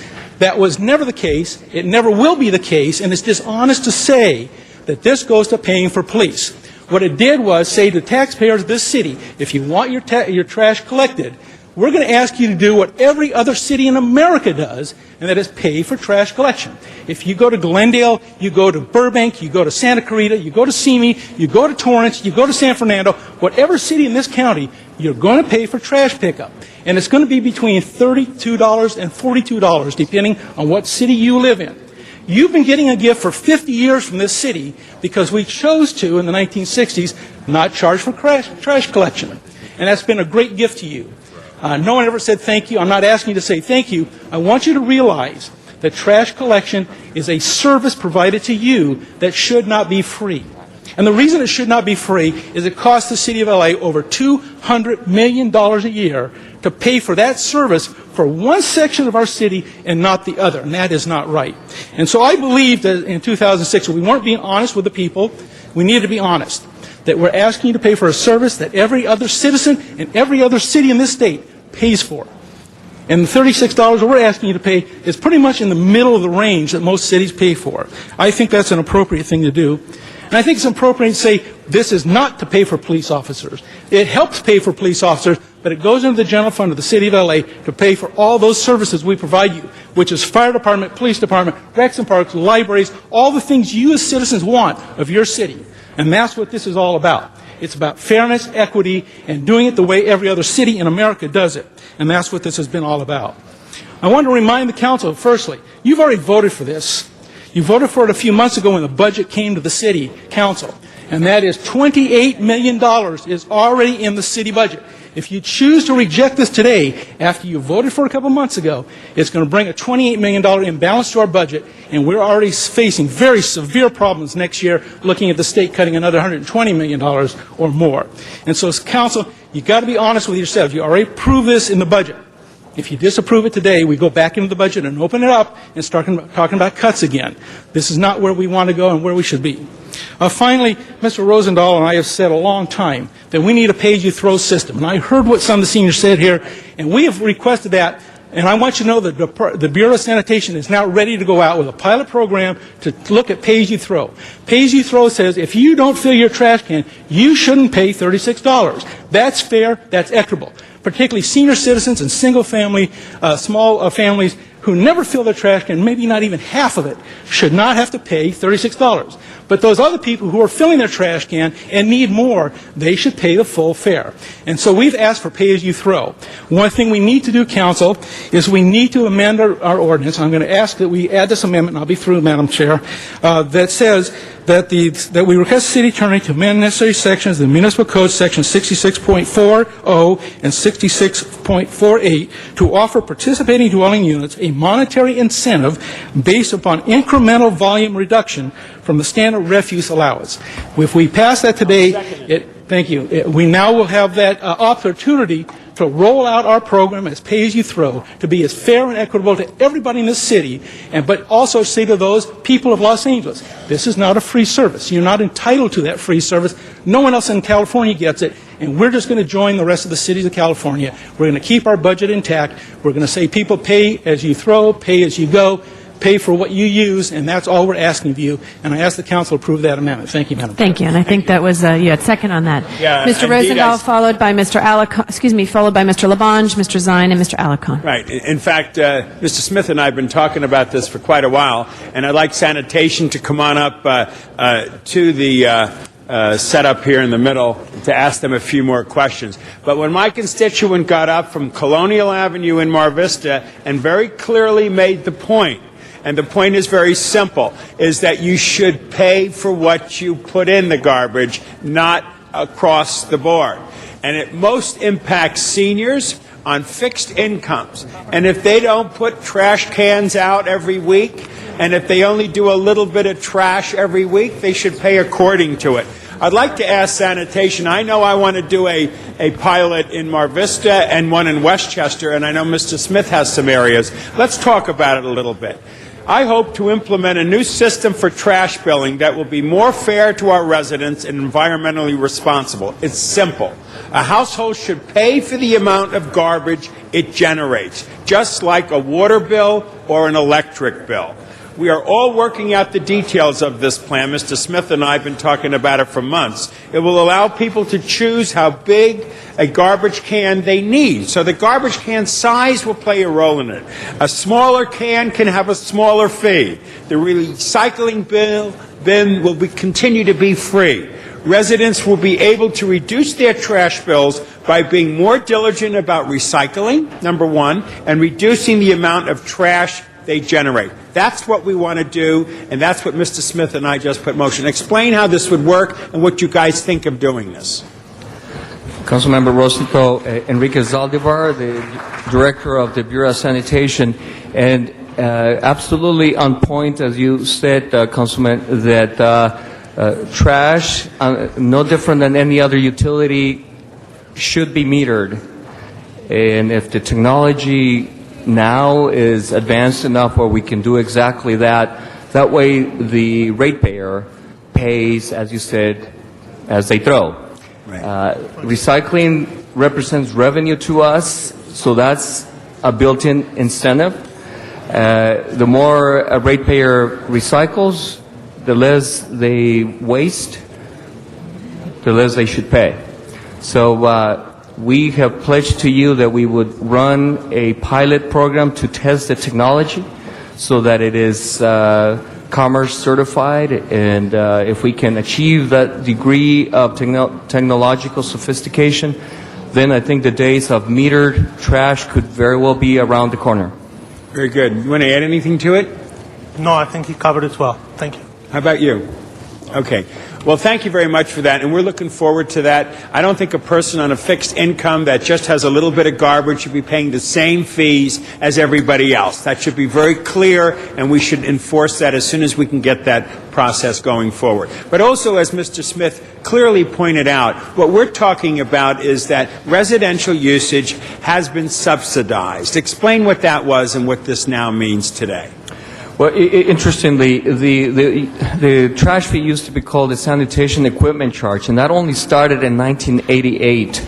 And it started at a minimal, it was $1.50 then per single family. All the rest of it has been a general fund subsidy. To this day, it is largely subsidized. That was for trucks only, though. Pardon me? That was with the new fleet of trucks. Yes, and in fact, the sanitation equipment charge was put in place then because our trucks were breaking down on the streets. Right. Literally. The state of our equipment was in dismal disrepair. Mm-hmm. So that's why the $1.50 was put in place, and that's why it was called the sanitation equipment charge, because it was intended solely for equipment. Mm-hmm. We've come a long way since then. Mm-hmm. We now have the cleanest fleet in the nation with LNG. And so the sanitation equipment charge became the solid resources fee, and that's what it's called now. It is no longer just for equipment. Do any big cities give free collection? Ask me again, Councilman? I'm sorry. Yeah. Do any cities give free collection? Not in the surrounding cities. In fact, there isn't any city here in Southern California that has subsidized trash. You know, and just another quick point about recycling. I don't think a lot of people know what could be recycled. And that's some of the things they put in their black can, they should be putting in their recycling can. Like, for instance, plastic, okay? Be it the drinking bottle or the plastic covering that comes from your cleaners or your hangers or going to the supermarket, which we want to get rid of those plastic bags. They should all go into the recycling bin. Yeah, we have more work to do there so that folks recycle, use the right bins, if you will, and for any recyclable that goes in by mistake, that goes into the black bin, it's a loss of revenue and it's a cost impact, and that we have to pay disposal fees, tip fees. Mm-hmm. So it's a double whammy of an impact. And the green bins.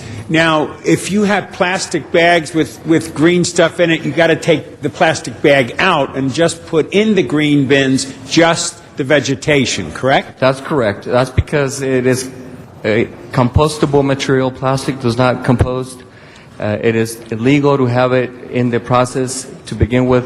So, yeah, you know, it's a more sophisticated program now that we have in place that requires us working more closely with the customers, the residents, and educating and letting them know what is proper, what is not. Last question is, and I know other people want to speak, is can we create again, and I know we do this from time to time, a label that can be put on the blue bin, the green bin, and the black bin, and says in black and white what you can put in the bin? Because some of us are confused. We could look it up and say, oh, this goes here, this goes there. That would help, wouldn't it? Yes, it would, and we have done just that. I think, Alex, have we done it on all of them? Actually, good morning, Alex Hello for the Bureau of Sanitation. For over a year, all containers that's been deployed by the city have 2 stickers on them, one on the top of the lid and one as you flip the lid. So there'll be 2 stickers for people to see what really goes in each of the containers.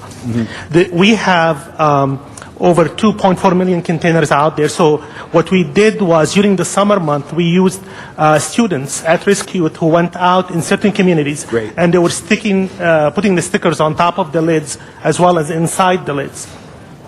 Our goal is really to cover the entire 2.4. It's going to take us a little bit of time, but all the containers have been deployed for over a year, have the sticker on them, and tells basically residents what goes in each of the bins. Very good. And last point is, when will we hear back from you about the pilot projects where we can make it pay as you throw, not just talk about it? Do you have a timetable and a schedule where we can go forward with the motion Mr. Smith and I have been talking about? Do you have a sense on timing of when we can pick a model place here? I'd like Mar Vista in Westchester. I know he has places in his district, so that the seniors, especially here, who maybe fill up a can once a month, you know, don't get hit, and it can be just like the water meter, just like the electric meter. What's your sensing of timing of this? We can pick a location, a size of the pilot, and all of that by the end of August. By the end of August, we Yes. can do that. And then you give us a report back and tell us how this is developing. Great. Thank you. Thank you, Madam President. Thank you. Mr. LaBonge.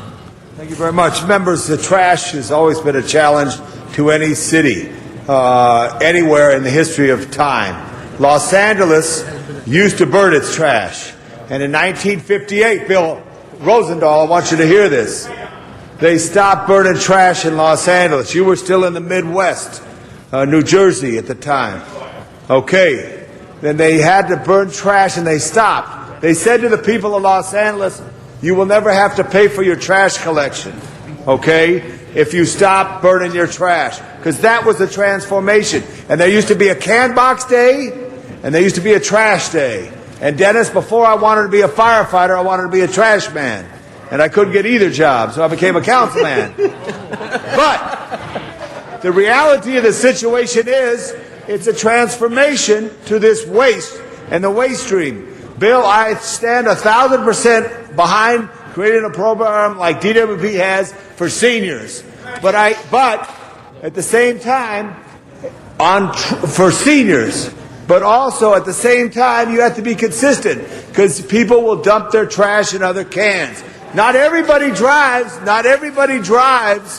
on the street. We don't charge people for how much time you drive on the street. There's a thing called family. We're the family of Los Angeles. Now, I pay this bill, too. It should be 2 colors. One should be for DWP, and one should be for municipal services. And unfortunately, we have to pay, because life has changed drastically since 1978 and how we raise money to keep this city functioning.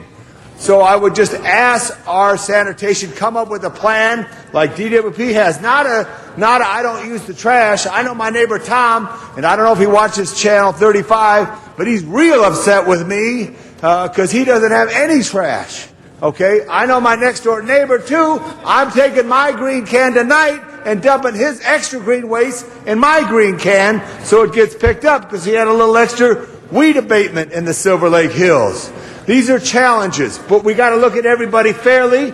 And I know the young man who came here for the first time, I listened to him speak.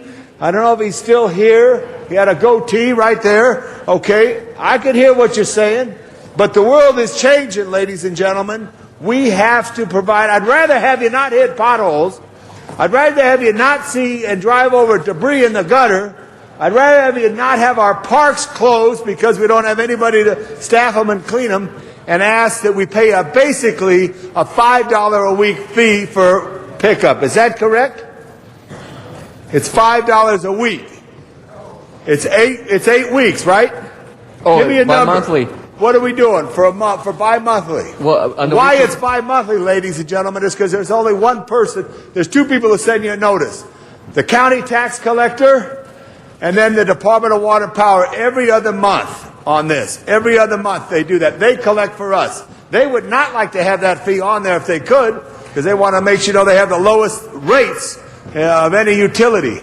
When do we catch? What is the average week collection? Well, on a monthly basis, Councilmember LaBonge is 36. Oh, that's what we're proposing. 36.32 a month.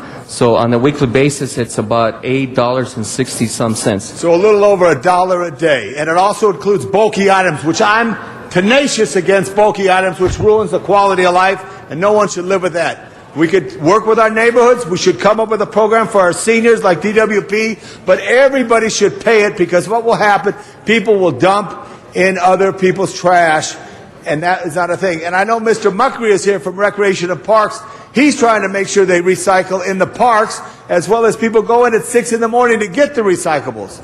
Members, this has been an important discussion. I know I want to see our city funded for the needs that people want, and I'm asking for people's support on that. I will vote yes on this raise, but I also want to see that service is delivered and people do have a fair service with the city sanitation, and that they know the history that this caused when we used to burn our trash, when we used to separate our trash, and the first charge was for the yellow bins, not for the trucks, was for the yellow bins. Where were you in 78? 83. I was still in school. Still in school. Okay, I was here. Thank you. Thank you, Mr. LaBonge. Mr. Zine, followed by Mr. Alarcon, followed by Mr. Smith. Mr. Zine.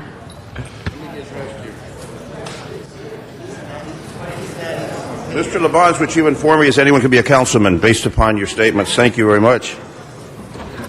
Couldn't be the trash man, couldn't be the fireman. The gentleman who spoke earlier said in 2003 it was $12 for 2 months, and the proposal is $72.64 for 2 months, today's proposal. I'm going to vote no on this, and I'll tell you why I'm voting no. I'm voting no because there are many people like me, live by ourselves, have little trash going in that trash can, not much going in the blue can, but every day the blue can's out to be picked up, the people come by and pilfer out of that can and take it to get recycled. The city's doing nothing about reclaiming that and making money on that, the recyclables that they could do. There's little to no enforcement on that. And I remember, as a native of the city, as Mr. LaBonge stated, we used to burn our trash, and then we changed that. You also mentioned about the trucks. I remember there was a breakdown of the trucks because of some mechanical problems, and I know we tripled the number of trucks that we have because we got the ones that pick up the black can, the blue can, the green can. So we've really increased the workforce for sanitation. I'm not going to criticize the sanitation department or workers because they do a good job. They pick the trash up in a timely manner. They do that job in a professional manner. The concern I have is I don't think it's fair to go from the increase that we are now at, proposed at $72.64, to balance a budget that we need to do other issues with. I just got an email out of Sacramento. Their $15 billion budget is still not resolved. It's not going to be resolved by the end of this week. They're now going to want to come take money out of our pocket. I did support the measure last time we talked about using money to divert for law enforcement. But this troubles me that at this economic time, we're going to hit the homeowners, we're going to hit the people who are paying exorbitant fees for everything with another increase. So they won't have additional funds to support their families. And as has been mentioned by a couple of my colleagues, the seniors don't have a lot of trash, but they're going to be paying the same as a family of 5 or 6 or 7. Yes, you pay for additional trash cans. The fact of the matter is there's a lot of people who aren't using that. We're not doing anything with the apartments. We're not doing anything with the recycling from apartments. That's all private. I think we can expand that operation. The recyclables, we can get money from the recyclables.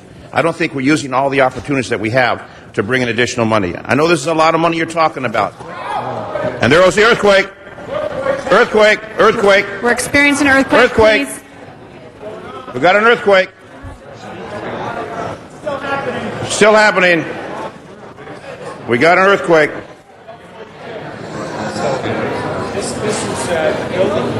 The building is rolling. Yes, Mr. Smith. Yeah, This just so building's okay. everybody in the audience knows, this building, when it was reconstructed, is on what we call base isolators. They're huge shock absorbers. So this building is very safe. Don't panic. You're all safe in here, so don't leave the building yet. It's going to move around, but it's fine. Well, okay. Why don't we take a 2-minute, just for 2 minutes for a moment. Don't. She get on. We're still rolling. Look at the chandeliers. Well, with those earthquaking comments, I'm going to vote no on this. Thank you very much.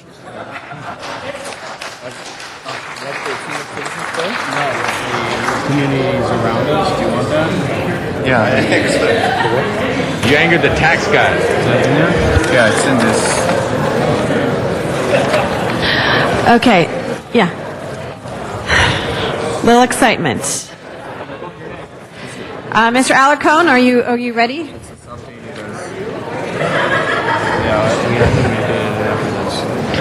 I thought some of the cameramen had jumped up here. That was the first feeling. So sorry not to be. Mr. You had 45 seconds left, Mr. Zine. Did you want to continue? Well, my comments already shook the earth, so I think I'm done. And Mr. Zine, can I remember? Did you vote for it in the budget? No, and I'm not voting for it now. Okay, Thank you. Thank you, Mr. Alarcon.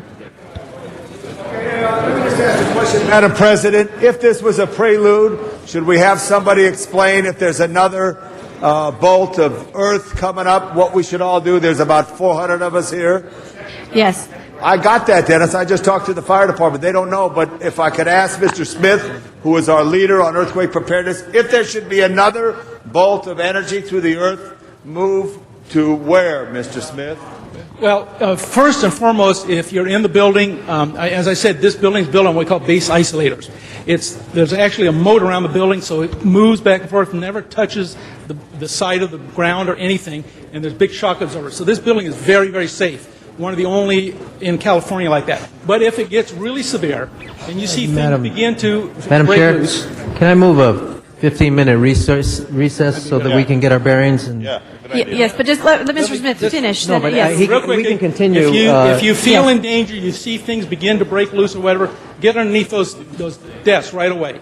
If there's an opportunity to exit the building, be very careful. Going outside is not the safest thing to do. Quite frankly, you're more liable to be hurt outside than inside a building, because buildings generally don't fall down, and this one won't. We spent over $100 million fixing this building. So stay here, go underneath those desks, those seats you're in. That's the safest place to be.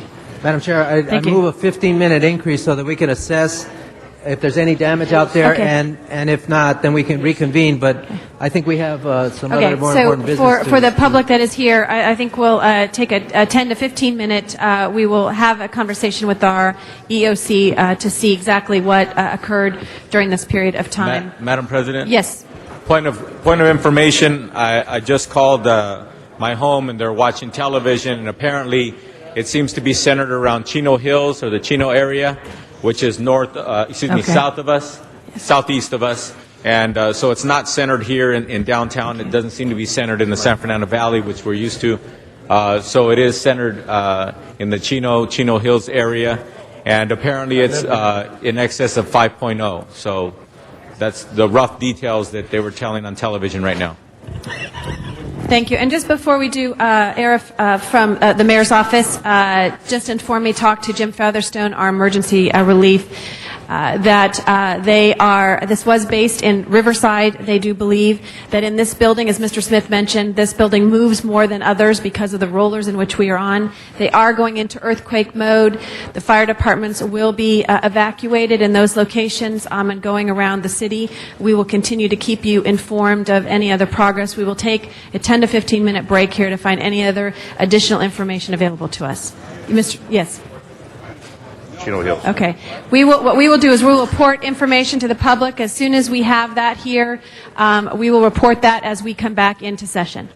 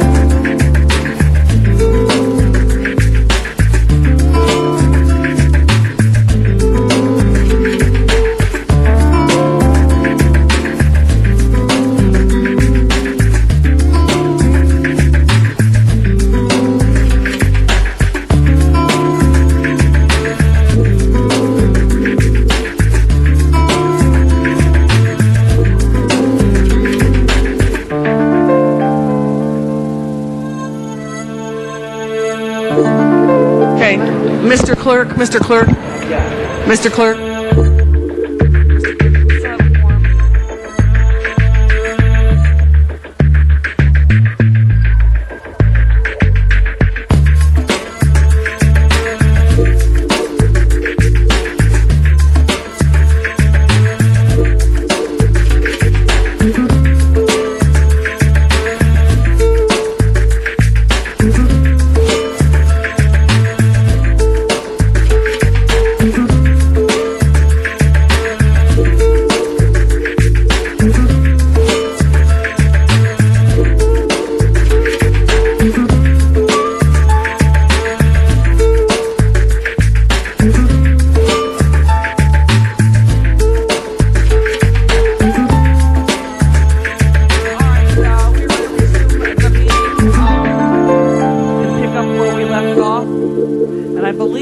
That Mr. Alarcon was in the process of speaking. Am I correct? You hadn't started yet. All right, so we'll begin with Mr.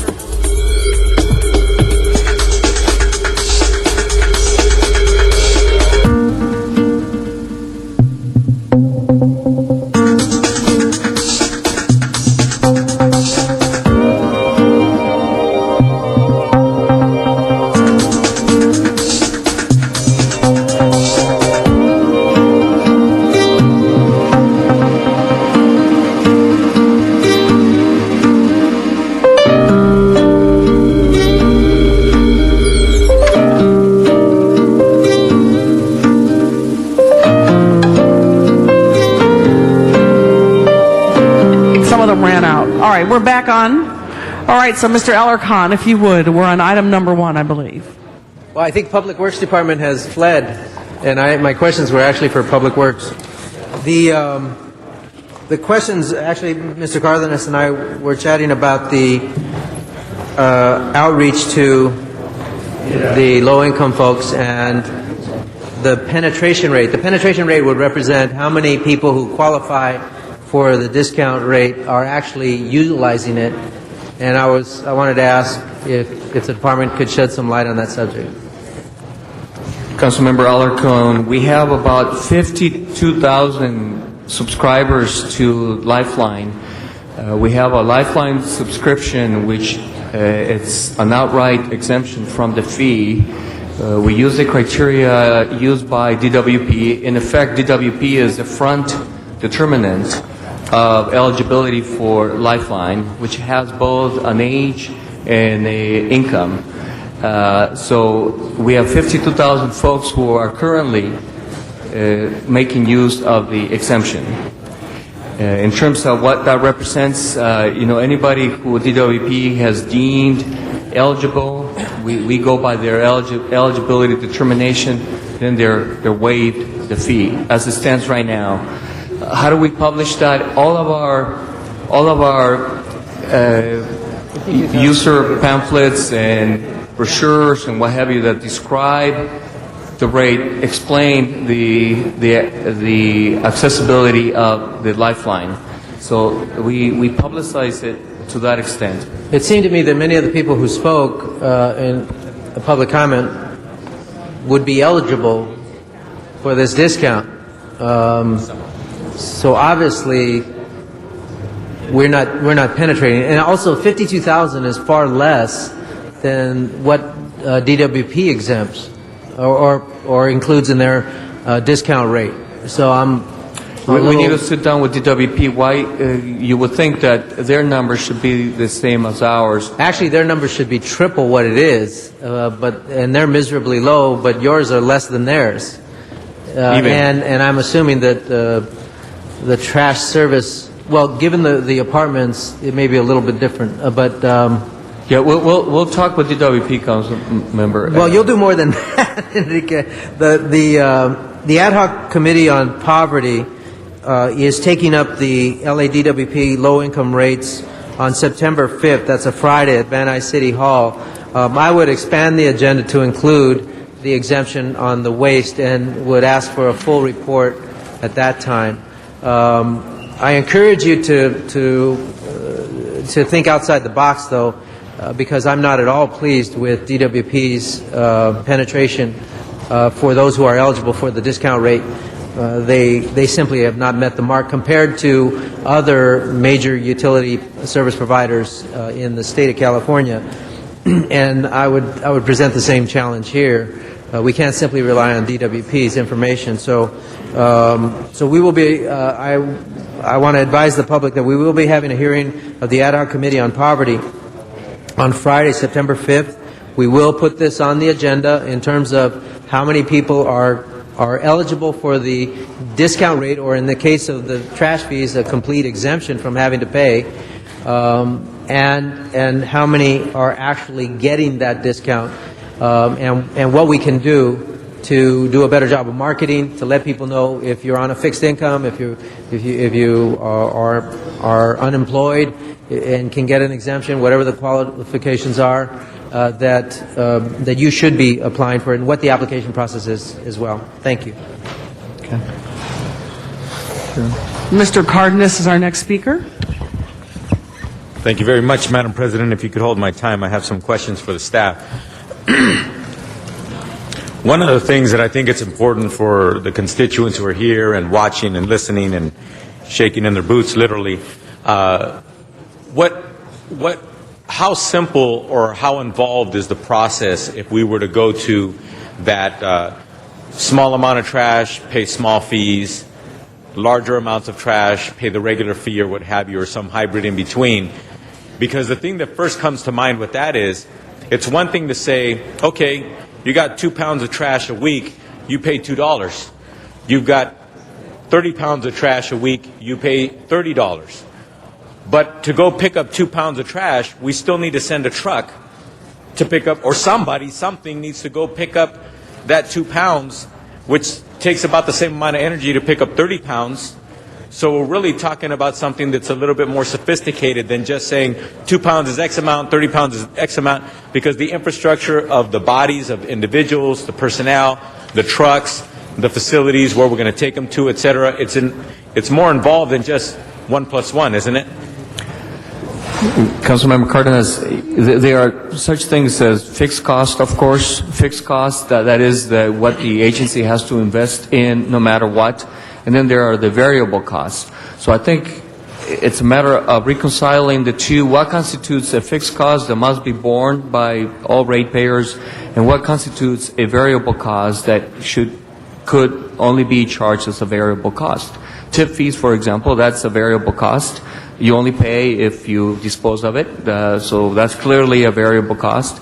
The infrastructure to support, like trucks, for example, to what extent is it a fixed cost? So we need to evaluate that as part of the pilot project. Well, so let me introduce something that's very important for us to understand. What if you happen to have a truck route that can handle 500 homes in one day, because for some reason that community only gives an average of trash of 5 pounds per household. Will the person who goes from 5 pounds to 20 pounds from one week to the next, will they have to call ahead of time and let you know, by the way, I normally give you 5 pounds, be ready to pick up 20 pounds, and I'll pay the respective amount. I need to let you know ahead of time, or surprise, surprise, the truck shows up, and all of a sudden down the street they have 20 pounds here, 30 pounds there, 50 pounds there, but they're used to only picking up 5 pounds, which means that all of a sudden it messes up their whole route, which means that they may have to send the truck back and forth, or you, Enrique, may have to assign a second truck on that route that you don't normally send. So therefore, won't that be an added expense? Well, we would certainly have to envision reaching a point of stability.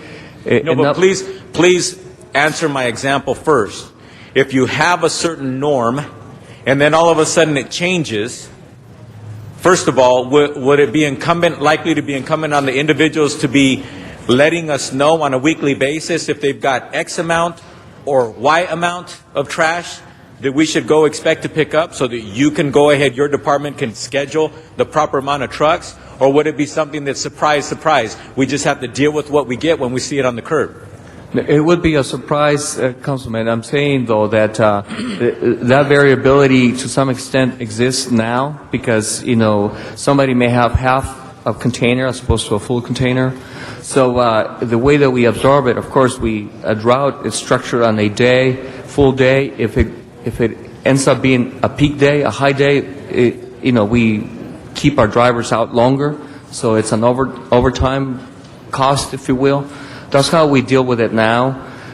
Would it cause such a variability from week to week? Well, that could pose a problem if the variability is such that we can never reach sufficient stability to route up accordingly. So, but that's the beauty of a pilot, of course, and all of those things need to be determined. One of the things that I don't want to get lost in this whole dialogue here is the fact that what Councilmember Greg Smith pointed out, and that is that for a very long time in the city, up until recently, the city's general fund, of which we pay for police and firefighters and streets and roads and potholes and all those generic things, it was actually subsidizing the cost of picking up trash, no question about that. And now what we're actually doing is we're actually appropriately charging the amount that the city's expending per household to pick up trash on a weekly basis. And that is a much fairer, equitable system today. What's sad is that we've spoiled the people of Los Angeles so much with a system of underpaying that now I can understand why people would be upset, because they were so used to this bastardized system that was not the truth. Now that we're having to face the truth and we're explaining this is truthfully what it's costing to pick up trash at every household in the city on average, because that's the way we have to do it, then that's what people should be expected to pay. But I can understand the people being upset. I can understand the outrage. And at the same time, it's incumbent upon us, the city, your department, to let the very lowest income families or households in the city, to let them know that based on their income, they can get a reduced fee, correct? Yes, the Lifeline subscription has got an income and an age test in it. Exactly. So the bottom line is we need to do more on that, especially now that people are being more upset about it and people are now starting to pay more attention to their billing. I know my time's expired, Madam President, so I'll continue my arguments in a minute. Thank you very much, Mr. Cardenas. Our next speaker is Mr. Reyes. Thank you, Madam President. I think it's an excellent strategy to look at these pilot projects and pay-as-you-go concept. But do you have a sense of a time frame and how long these pilot projects can go, or how many are you limited to? Should we be looking at select sites that represent the different socioeconomic areas of the city? I mean, can we think a little bit through what that could mean, and so that we can know how we can multiply this if it works? Can you speak to a little bit of that? Because I know we just suggested it, and you're probably shooting from the hip, but just want to get your thoughts on that. Please hold my time. Councilmember Reyes, we had proposed it to be a one-year pilot. We committed to having areas identified by the end of August. We don't have them yet, so we have between now and the end of August to identify the areas in which we would run the pilot. So we have to have a good representation of different parts of the city. Right now, I cannot necessarily say whether it'll be 5 routes, 2 routes, how many households. We would work with all of your staffs to determine that. So it will give us an opportunity to get a slice of life from different geographic areas to be representative of the range of conditions we have in the city. Yes. Great. Thank you very much. Mr. Cardenas, Mr. Smith for the second time, then Mr. Cardenas. Thank you, Madam President. If I could have the city attorney come forward, I understand there's some issues that the city attorney would like to address as far as my motion goes on pay-as-you-throw. And while the city attorney is coming up, I was checking with the U.S. Geological Survey for those in the audience. It's now listed as a 5.8 earthquake on the Chino Fault in Chino Hills. The Chino Fault does not come into L.A., but it touches the Whittier Fault, which comes in south of L.A. near Southgate. So that's what you felt, and that's all I know so far. Ms. Gruhl is acting mayor today. That's why she's left the council chambers. She's across the street at our emergency operations centers, keeping an eye on it from that point of view, and she'll let us know shortly. Ms. City Attorney, stop my time, please. Yes, Peter Echeverria from the City Attorney's Office. The only point that I wanted to make is that the amending motion that has been presented would require a separate ordinance. The question is one of process. The proposal that's before you today has been notified according to Proposition 218. The public has been given notice of it, and so on. The amendment would make a substantive change to that, which, as a package, would raise questions of the adequacy of the notice. So our suggestion is that be brought back as a separate ordinance presented to you at a time in the near future. And my question to that would be, under Prop 218, if you're lowering rates for people, that's not a 218 issue then. Correct. So why are you concerned about it in a 218 aspect on this? Because what you have today before you is a package that increases fees and is subject to 218, and a substantive change to that might, and I can't say conclusively, but might raise questions about the adequacy of the notice.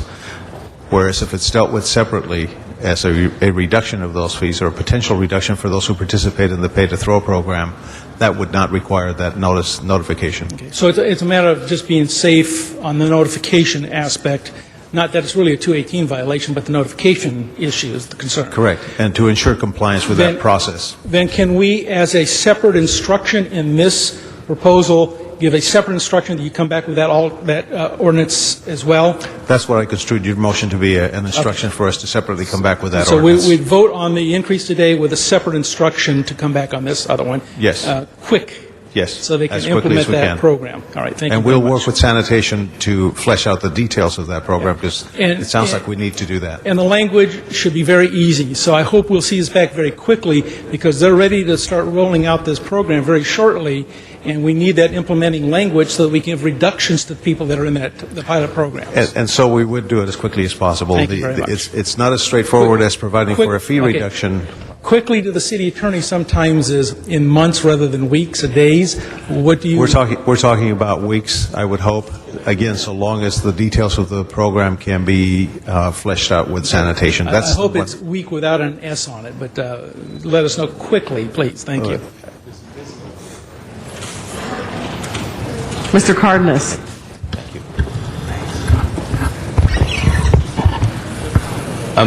I just want to make sure that certain points aren't lost in this dialogue. Some people have been interpreting that these trash fees are going to pay for police officers or what have you. Well, the fact of the matter is it's not a direct payment of police officers, but the fact that when the fees are collected by the sanitation department, they go into the general. They do go in the general fund. They go into our special fund. It's a special fund now. I'm sorry, it's a special fund, but therefore the general fund doesn't have to subsidize your department. Right. So the fact of the matter is, what we're doing here is we're actually correcting a system that we've had in the past, where if the sanitation department, what were you collecting 5 years ago on with $11 a household or something like that? $11. If they were collecting $11 a household and it was costing us back then about $28, $30 a household, that means that we would take from the general fund about $17 to $19 per household and take it away from there to go ahead and continue picking up your trash. So once we did that at the tune of about how much was it annually that we were subsidizing the department? And It was, for a while, it was 150 million plus. yeah. So if we were subsidizing the picking up of trash of all of our residences in the city to the tune of about $150 million, that was $150 million that we normally, if it were still in the general fund, we would use to hire police officers, would use to hire firefighters, would use to pave more streets and fix more potholes. But since that $150 million is going to the subsidizing the sanitation department for trash pickup, then we didn't do those things. So in effect, now that they're taking care of themselves directly with the fees that the amount that it should cost to provide this service to the people of Los Angeles, then there is now $150 million or so left in that general fund. And what we've done on the city council, and concurrent with the mayor, we've all made a commitment, and we're following through with that commitment, to have an additional 1,000 more officers than we had a few years ago. But if we hadn't done this, then the general fund wouldn't have been large enough for us to even come close to even trying to keep that commitment. So the reason why I'm taking the time to explain this to you, the taxpayers, to you, the constituents who've come to City Hall and rightfully so expressed your concerns, that's the truth of the matter of what we're dealing with here.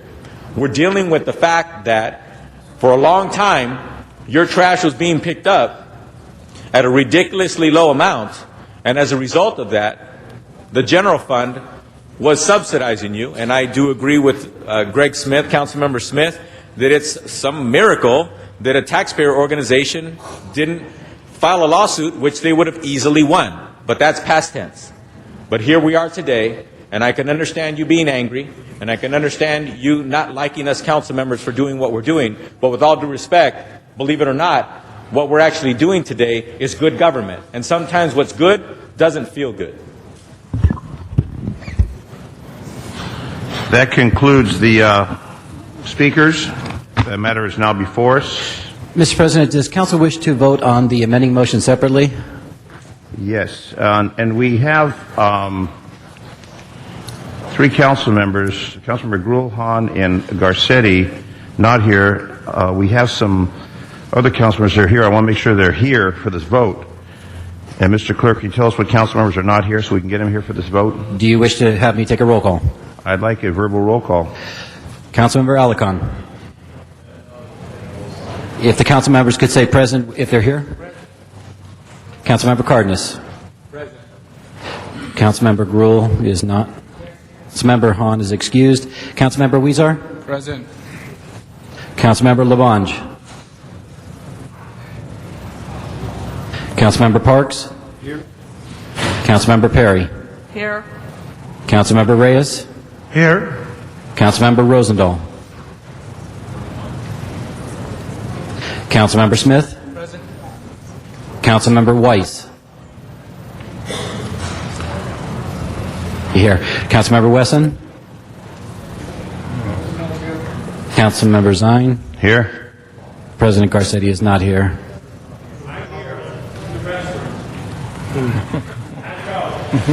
That we would have- take we have- council to 9 members presently and not a quorum. So we have 9 members. We need 10 members for this.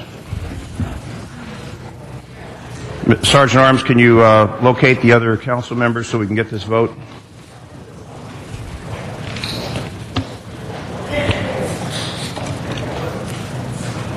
What's that? Yeah. What did it say? We're at 9 members, and we need 10 for this vote.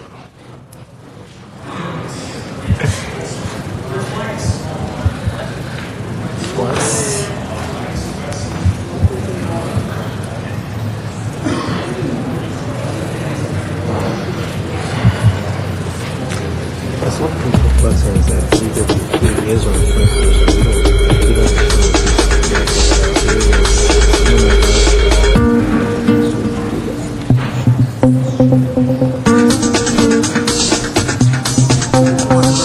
So we're looking for Councilmember Labange, Councilmember Weiss, Councilmember Wesson. If they can please come back to chambers so we can hold this vote on number 14.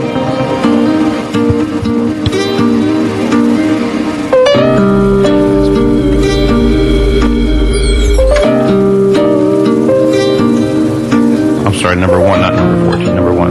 Mr. Reyes will take your matter next. We have Hold this on the table and move on to the next. we have 9 speakers on number. No, we've got to take the vote before we move on. We have 9 speakers on the number 12, Mr. Reyes. What we have left is number the vote on this number 1, and then we have number 12 and number 14, the 2 items left on the agenda. 17.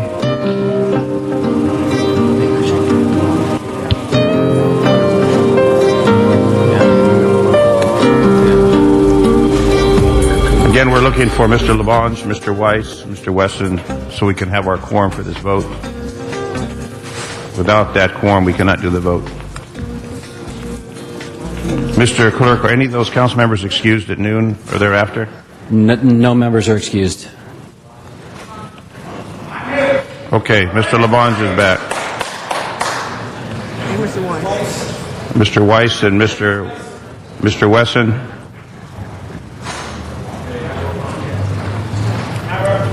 We're just looking for Mr. Wesson.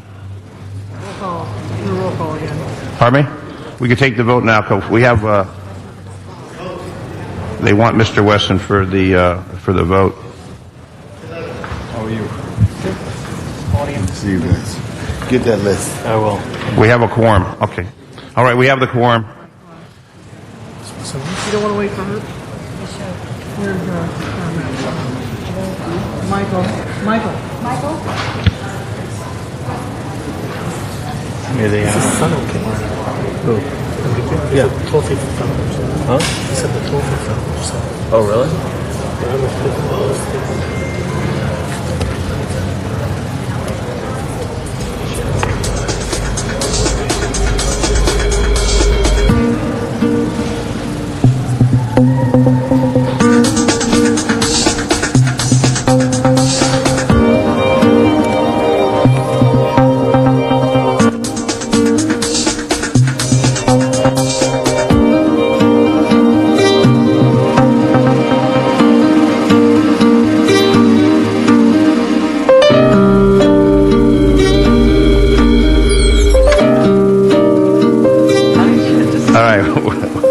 For Mr. Wesson for this vote.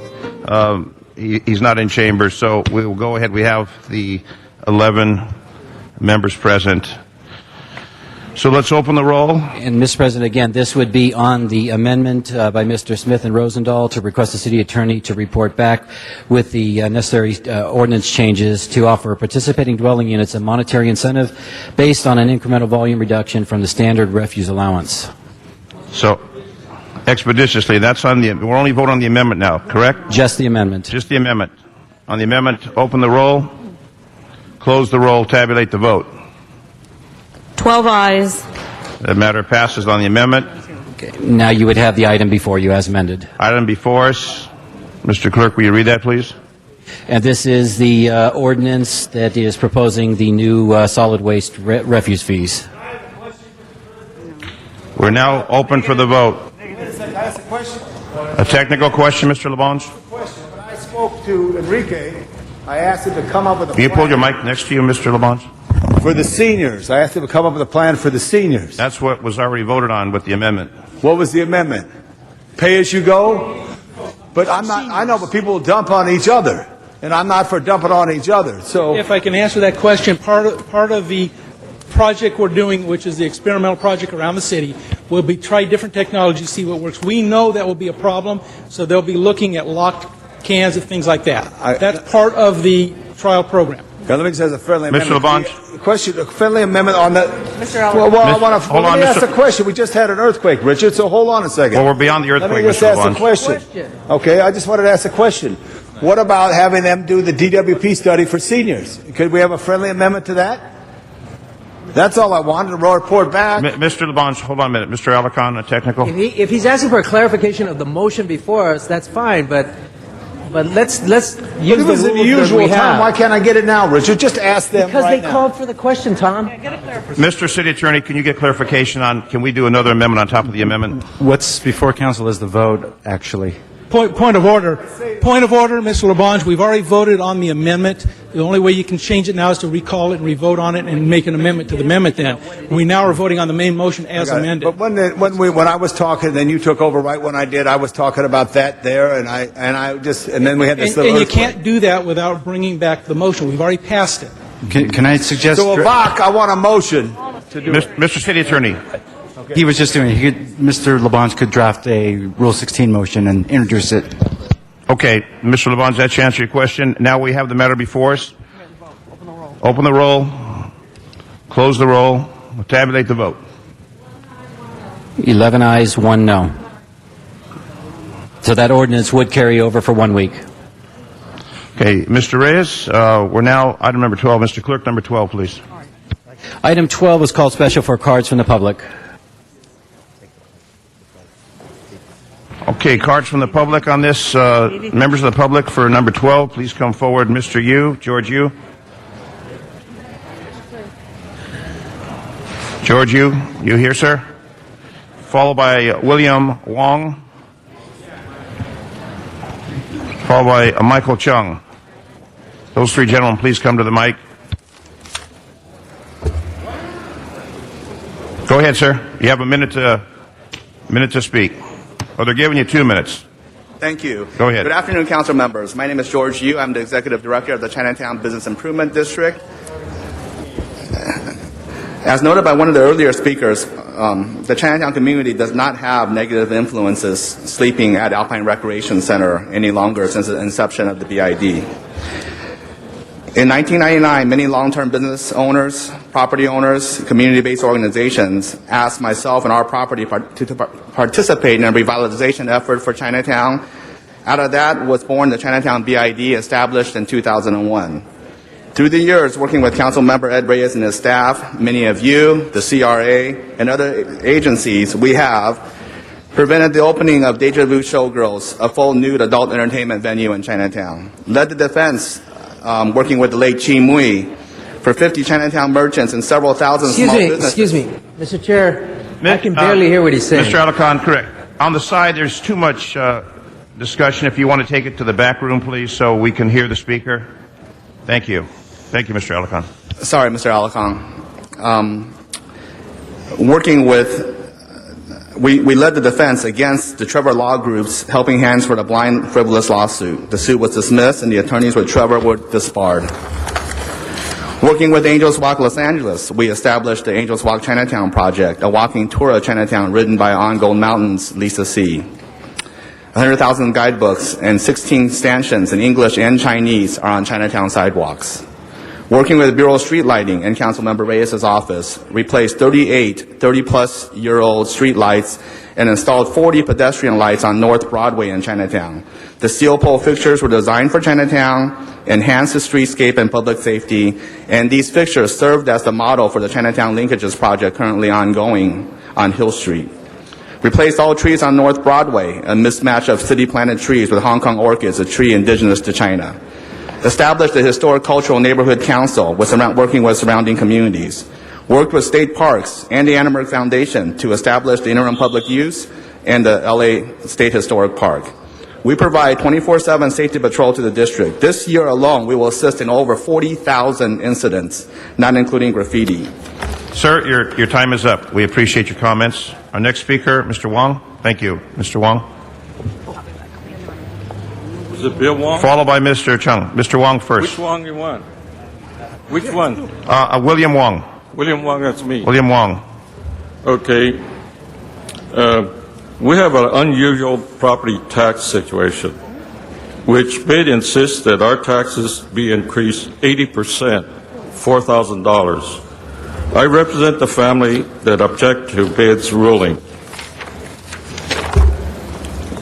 In early June 08, we were notified by BID that they expanded the boundaries to include our apartment property on Yale Street. The various property owners we spoke to are also against BID redistricting. In the case of our property resulting in additional $4,000 in new taxes, Our apartment, like many others, is not in Chinatown business area.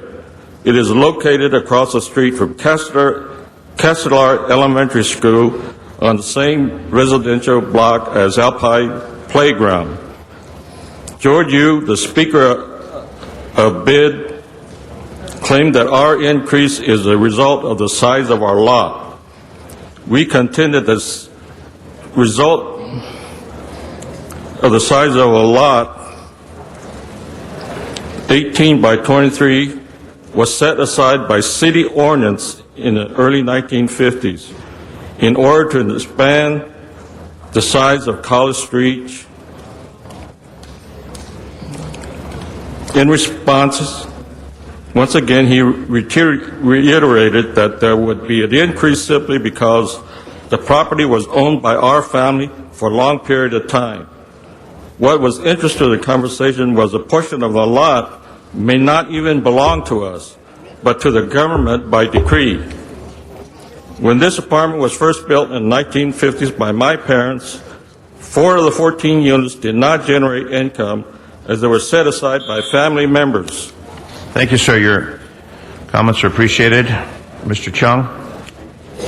Is that it? You have 2 minutes to speak, and then we move on to the next speaker. Thank you.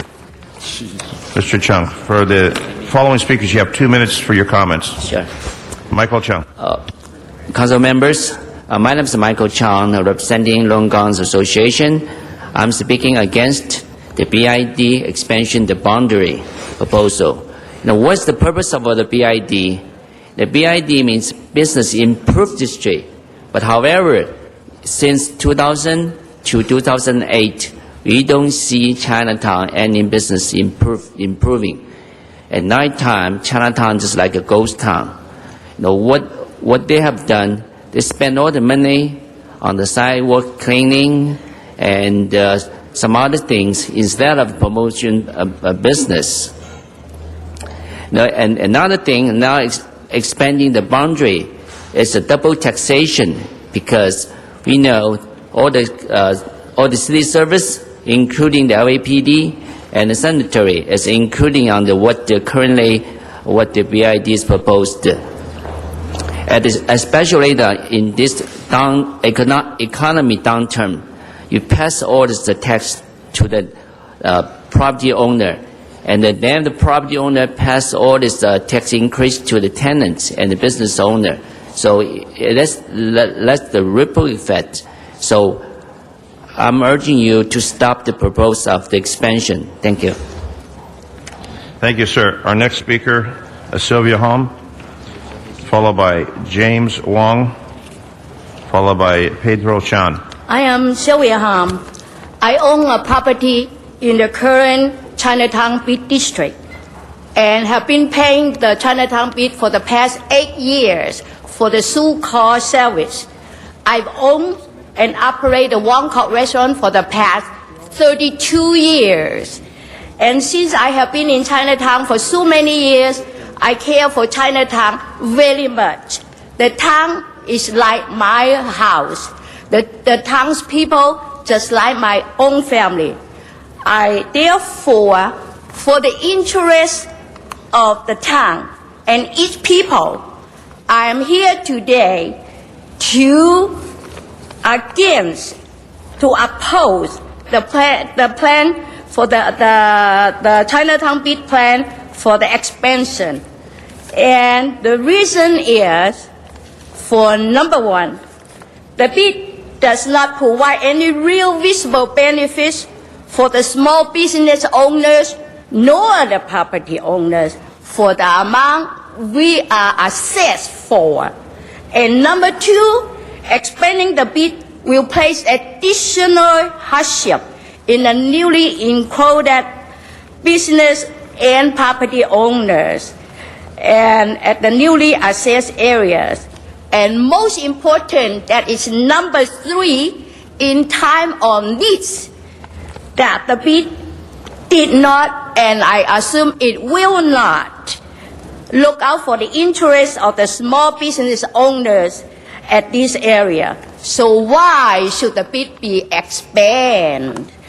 For example, In 2006, the city planned to eliminate street parkings and shrink the length of Chinatown streets into one way so that they could plant more trees. Thank you, ma'am. And the bid did not help us. Thank you, ma'am. Mr. Wong, James Wong, followed by Pedro Chan. Again, you have 2 minutes, sir. Honorable Council, ladies and gentlemen, my name is William Wong. I'm the owner of the small piece of property, residential property in Chinatown, Yale Street. I representing myself and the Association of the Gambians Village Society. And I vote against this proposal to modify and expand the boundary of the BID. The reason is very simple. These two areas, the use of land as a commercial and the residential are not compatible. One is pursued for more business and one is for a peaceful, quiet home. You can see on the freeway that there's lots of soundproof wall, and some cities, they build a high soundproof wall to protect this residential area. You increase business, that's fine. But also you remember you increase the business, make more money, and more people induced to patronize your area. And also more car, more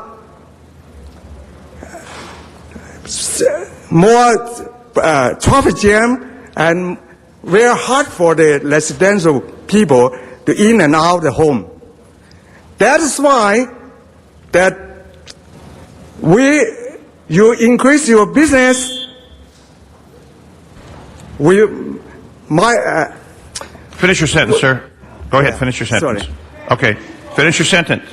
Finish the sentence. Okay, thank you. You're welcome. That's why we actually recognize, sacrifice our right to have enjoy the peaceful and quiet community. Thank you. Thank you. Pedro Chan.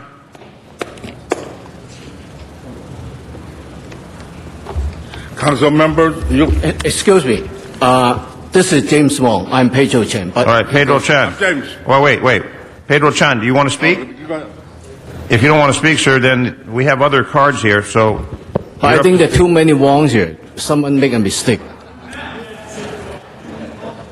Right? So let this one go first. Pedro Chan, you can go next. Okay, all right. My vote is no. Okay, thank you. Because Chinatown BID has not been conducting themselves professionally. Number one, conflict of interest. They are board members sitting on the board and get paid for it. We are all volunteers. Why they got paid?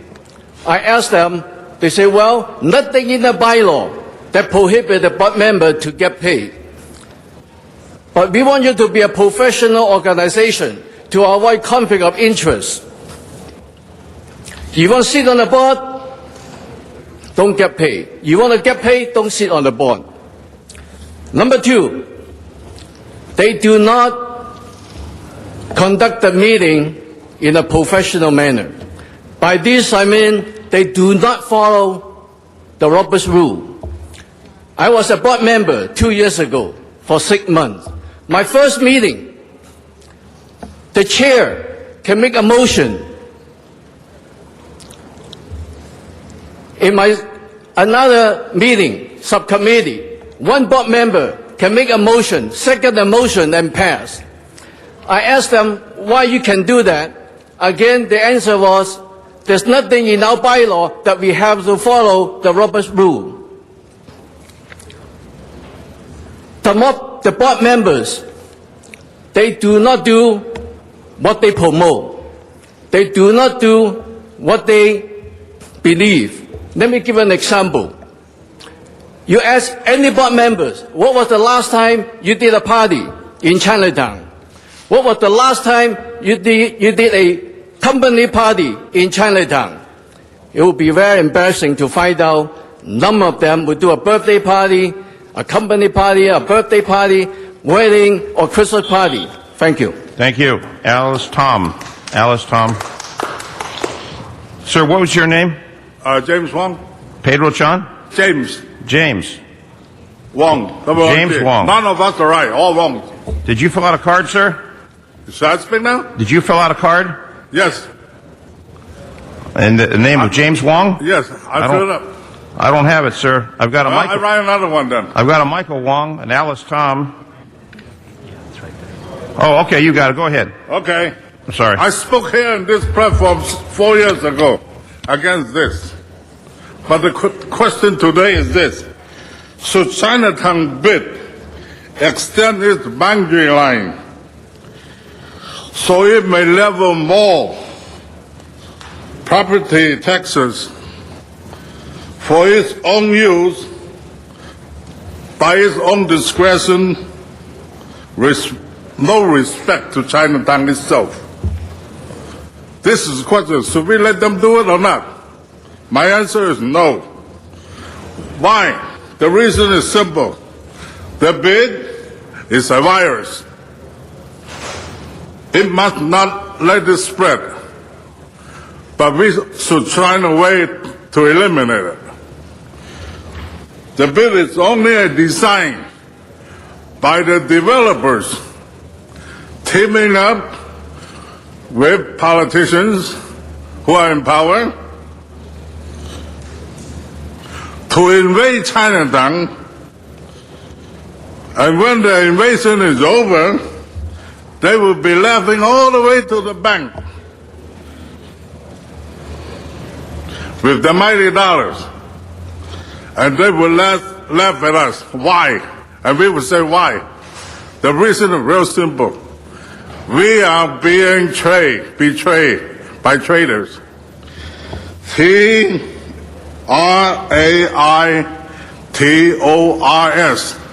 Those people still exist today. I hope that someday when we all get old and die in bed, I hope all you have a conscience that I did the right thing in life. At that point in time, I think you say I did. That's all I say. Thank you very much. Thank you. Alice Tom. Alice Tom. Alice Tom. Alice, you don't look like Alice Tom, sir. No, that lady looks like Alice Tom. No, this is Alice Tom. Okay, well, she's up to speak. You've already spoken, sir. Alice Tom, your turn. Because she doesn't speak much English, she wants me to talk. Oh, you're translate. Alice, you're going to speak or not? Okay, she's not going to speak. Thank you. All right. Michael Wong, please. Michael Wong. Point of information. I think maybe you intimidated the speaker a little. I don't intimidate the speaker. If they wish to speak, we wish them to speak with it. Man can't speak twice. Let me ask the question then. I'd like to hear Alice too. She doesn't want to speak. Michael Wong, go ahead. My name is Michael Wong. Peter Tran will speak on behalf of me. Who's going to speak on behalf of you? Go ahead, sir. I know he's going to interpret. And again, our vote is no. Because Chinatown BID have been spending the money unwisely. Let me give you some example. They will use someone from China, put them in a motel for more than 6 months, and feeding them at the same time for 6 months. Nothing wrong with the monk, but know your target. We want to promote Chinatown, not the monk from China. We have more than enough talent in Chinatown. The Alpine Recreation Center, the Chinese school in Chinatown. We have so many cultural classes, the Chinese music, Chinese folk dances, but they will not use them, only use the monk. That's what I mean by spending the money unwisely. Chinatown BID will spend the money, create some business in Chinatown in conflict with the existing business. One good example, they are promoting Chinese cooking. We already have Chinese cooking sponsored by the Chinatown Public Library. Why not promote that one? Why create one to compete with existing business? Chinatown Tour, again, they create their own. While there's more than enough Chinatown Tour sponsored by the Chinese Historical Society. Use our local talent. Don't use from outside. At the same time, don't create another business to compete with existing business. Thank you. Okay, Arnold Sachs. Arnold Sachs. And Alice, you're going to have one more turn if you want to come up. Okay. We'd like to hear from you, but if you do wish not to. Mr. Labange wants to hear you speak. Arnold Sachs. On an aside, it's good to see that the City Council can make and break its own rules regarding allocating time to other speakers. But back to the bids. In this bid, I don't see I see that there's somebody appointed to be the nonprofit, but I don't see anybody managing the nonprofit as you've done in other bids, especially the Chatsworth Business Improvement bid, the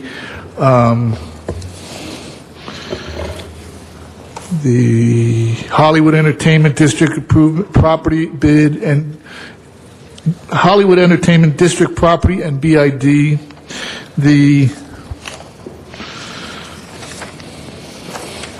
we did Chatsworth. We did the San Pedro bid that has a nonprofit.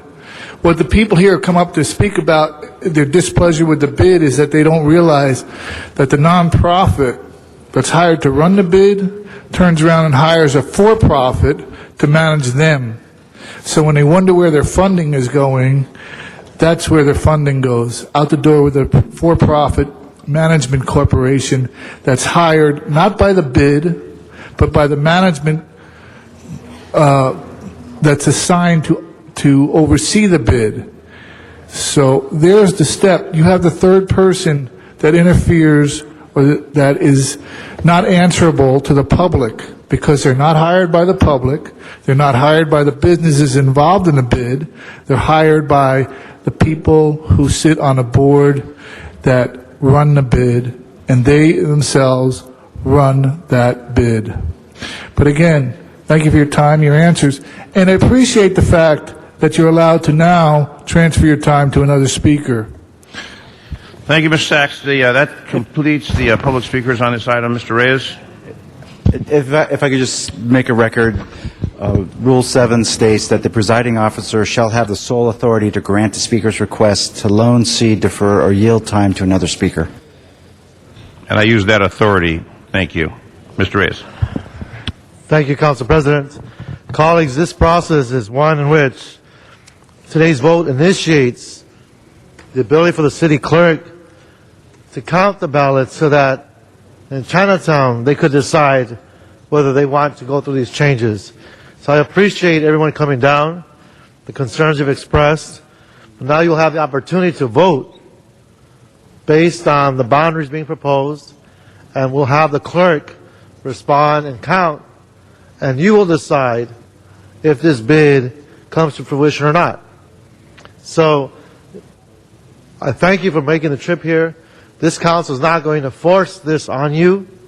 You're going to decide for yourselves whether you want the expansion and all of the details that are included in this ordinance. So we'll let the process take its course, and we'll come back and take a vote once you've decided if you want to move on the changes being proposed. Thank you, colleagues. So, Mr. Reyes, your pleasure on this matter? I'd like to open and close the public hearing and continue this for one day. Okay, so the public hearing has been held. We're going to continue this to tomorrow. Till tomorrow, July Wednesday. 30th. Okay, very good. That's the continuation of this matter till tomorrow. Next President, Mr. item, President, can I call Mr. two? Mr. Weezer? Can I call two items, reconsider two items, please? One is for a technical amendment. The other one I'd like to hold on the desk for some clarification, please. Be happy to. Item number 24, we could ask for reconsideration of that. I have an amendment proposed by the city attorney on that item. So item We number could reconsider 24. that? Yeah. Open the roll on reconsideration. Close the roll, tabulate the vote. 12 ayes. And, Mr. President, that motion has been circulated. Yeah, the motion has been circulated. It's just a technical change that we need to send that item back to the East Area Planning Commission to make some changes to the mitigated negative declaration that the Plum Committee voted on. And so it's just a procedural issue. Okay, open the item on that. Open the roll on that. Close the roll, tabulate the vote. 12 ayes. Okay, And if Mr. we could, Weezer, and your second item? Yes, reconsider item number 35 and hold on the desk for some further clarification, please. 35? 35, yes. Open the roll number 35 for reconsideration. Close the roll, tabulate the vote. 12 ayes. You want to hold that on the desk for today? For today, yes. So we'll conclude it by the end of this session. By the end of this session, yes. Okay, thank you. Thank you very much, Mr. Mr. Clerk, we're now at 14. Item 14, call special by Councilmember Perry. Okay, we have 25 cards on item 14. We have 25 cards. If you are here as a group, you can consolidate your comments. And we're going to do 5 minutes each side. Ms. Perry, your pleasure is 5 minutes on each side, the pro and the con, and we have one on general comment. Ms. Perry? Yeah, please proceed if we can. So 5 minutes again, 5 minutes on each side, and then Mr. Reyes and I will speak, and Mr. Parks will speak after that. Okay, very good. And we have one general comment. Peter Whittingham. Peter Whittingham for general comment. We're going to do 1 minute on these, Mr. Clerk, 1 minute. This is general comment. Thank you, Mr. President, council members. My name is Peter Whittingham. I'm with the firm of Kurt Pringle and Associates. We are a government relations and public affairs firm that assists many of the entities that are affected by this ordinance. Obviously, real quickly, certainly appreciate the sentiment behind it and the inclusion of exceptions and hardship findings, as well as the opportunity to obtain a project permit that will enable projects to move forward if they meet certain criteria. However, we have a number of concerns as it pertains to our clients' projects, specifically with regards to demolition and improvements of existing facilities that are certainly 30-plus years old. Obviously, would be an improvement to the community in which they reside. Secondly, a re-tenanting of older chains, what have you, by newer projects. These represent community investment and revitalization.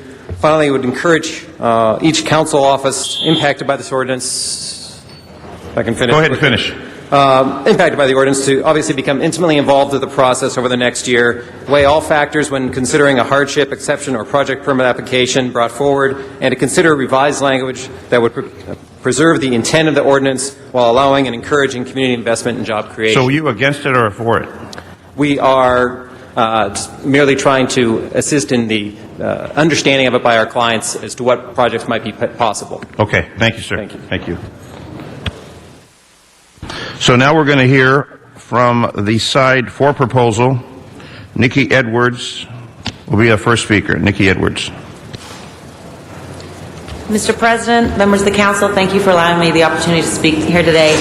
My name is Nicola Edwards. I'm a registered dietitian. I work for the Los Angeles office of the California Food Policy Advocates.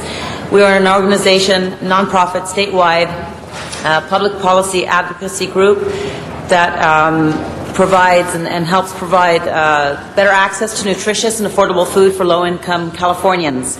And I'm asking for your vote today in favor of adopting the Perry Parks Ordinance, restricting fast food restaurants, standalone fast food restaurants in Los Angeles area. As a dietitian working in many environments, I've seen the outcomes of what low or what little access or no access to nutritious food can do to these communities. There's already a proliferation of fast food restaurants in this neighborhood, and we're looking to improve the quality of food that's available to these to the people in this community. Studies already show, all right, my time is up. I urge you to vote in favor of this ordinance. Thank you very much for your time. Thank you very much. Geneva Kemp. Geneva Kemp.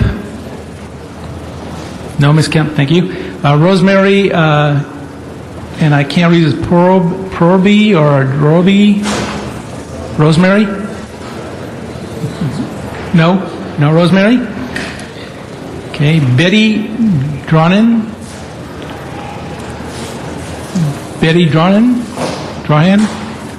No Betty Drawhan? All right. George Graham? George Graham. All right. Okay.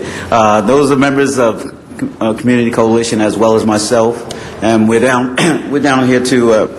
I'd like to have them stand up. We're down here in support of the ordinance. As you know, South LA is inundated and saturated with an abundance of fast food restaurants. We have a high rate of obesity, diabetes, high blood pressure, number of different things that contribute to that, but the existence of so many fast food restaurants does not help at all. We need to address this, allow healthy alternatives to be put in place, have to look at a better quality of life for all of South LA. We encourage folks to review this opportunity to bring a healthy alternative to South LA. Thank you. Thank you very much. Vivian Bowers? Vivian Bowers? All right, we'll go to the opposition side. Gennaro Ramirez. Gennaro Ramirez?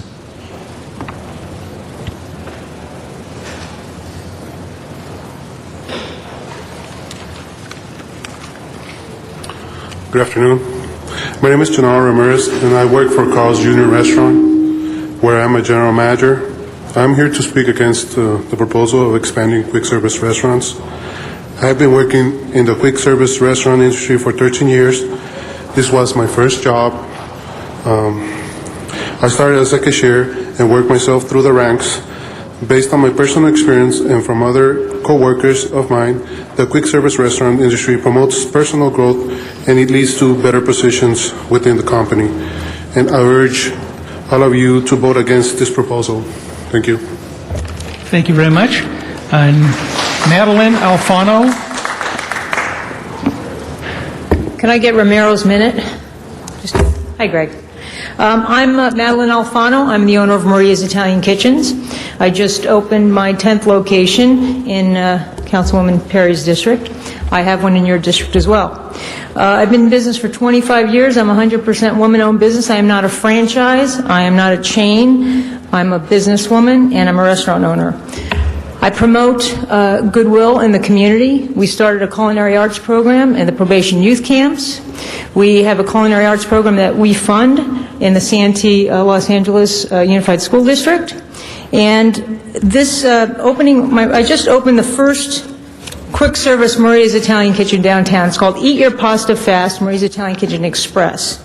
My concern is that it took me 6 months to open there. Normally it wouldn't take me that long. And although Councilman Park said there can be some exemptions, red tape takes another 6 months.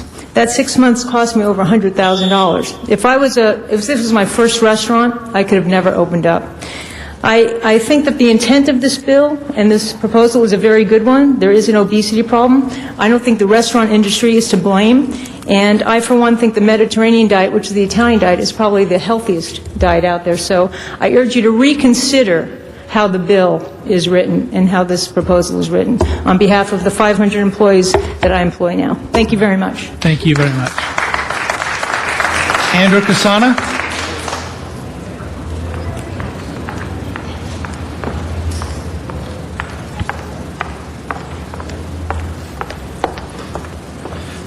Good afternoon. My name is Andrew Casania. I represent the California Restaurant Association. The California Restaurant Association is in opposition to this. We feel that the fast food industry has been fairly targeted. It's been all over the media that the restaurant industry is the leading cause of obesity and health issues in South Los Angeles. What has not been reported is the fact that the fast food industry also serves healthy items. They have portion control items, and they are very, very involved in the community. They also want to be part of the community. That's why they're in South LA, creating jobs, creating taxes, revenue for the city, and permit fees.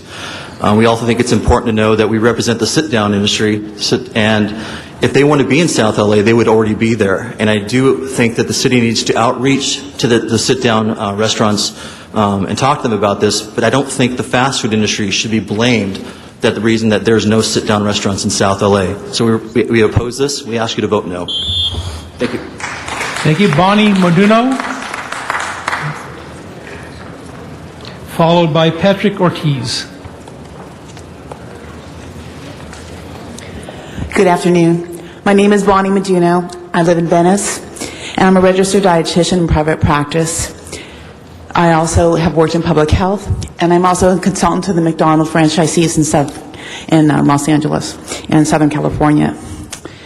I helped develop the Salads and More menu in 2002. There are lots more fruits and vegetables on that menu today for that.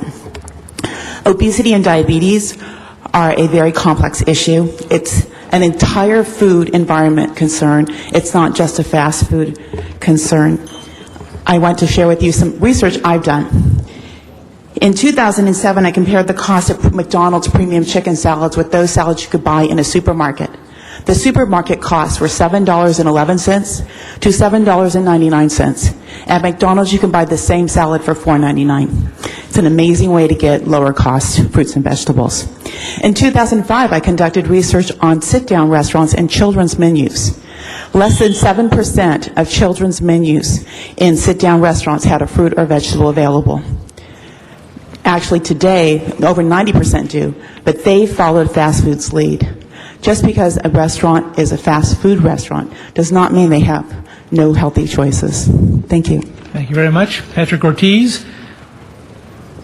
Patrick Ortiz. Last call for Patrick Ortiz. Ricardo Gamrejo. Ricardo. Thank you. And Ricardo will be followed by Yolanda Verhan. Good afternoon, ladies and gentlemen. My name is Ricardo, and I work for Carl Jr. CK Corporate. And I've been working for Carl Jr. for about 4 years. And when I started in the company, I started as a crew person. And now I get promoted to a GM. So I just want to let you know that in our brand, it's a lot of opportunities for a lot of people, no matter what age is. And I'm here against a proposal expanding for a quick restaurants. That's all. Thank you. Thank you very much. Yolanda?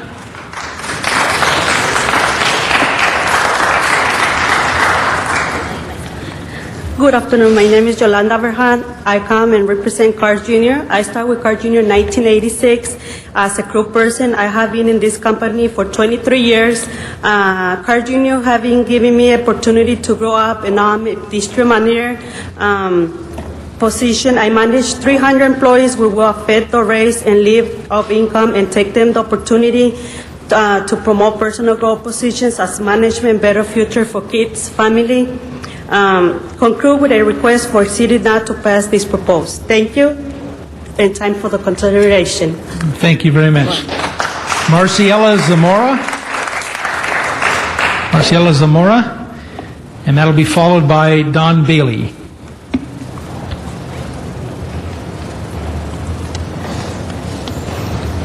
Hello, my name is Maricela Zamora, and I've been working for Carl Jr. for 19 years, and I started as a cook. I grew up to be what I am today at GM. I went to be a chef leader, assistant manager, and I'm managing 36 employees. Some of them are working their way through college, and if you pass this proposal, it's going to be a lack of opportunities for them to do this.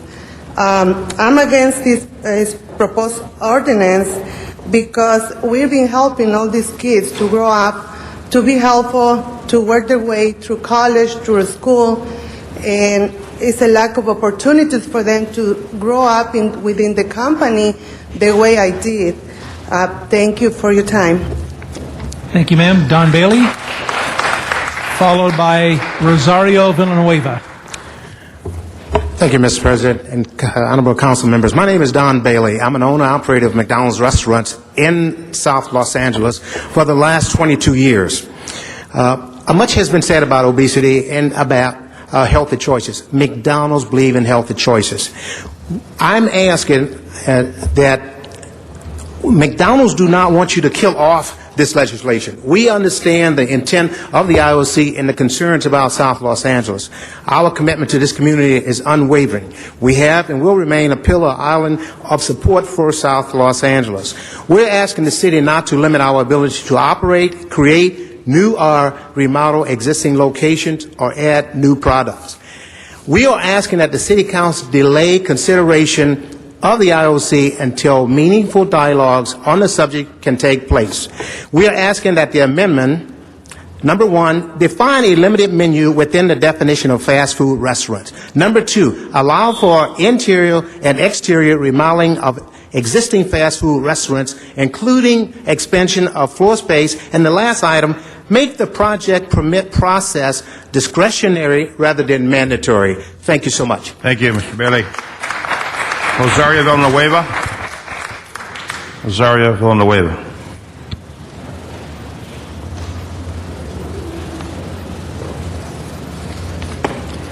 Good afternoon, everybody. My name is Rosario Villanueva, and I work in Carl Jr. as well, like my colleagues.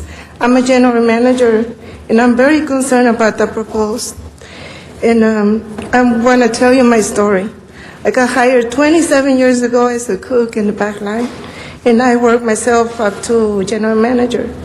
Throughout all these years, it's been a pleasure working with teens and minors who started in our company as their first job and working themselves out to be district managers and so on.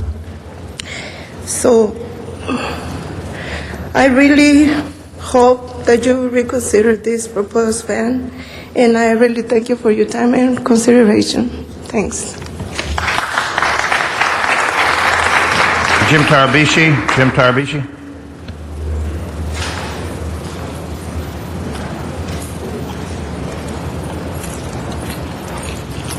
Good afternoon.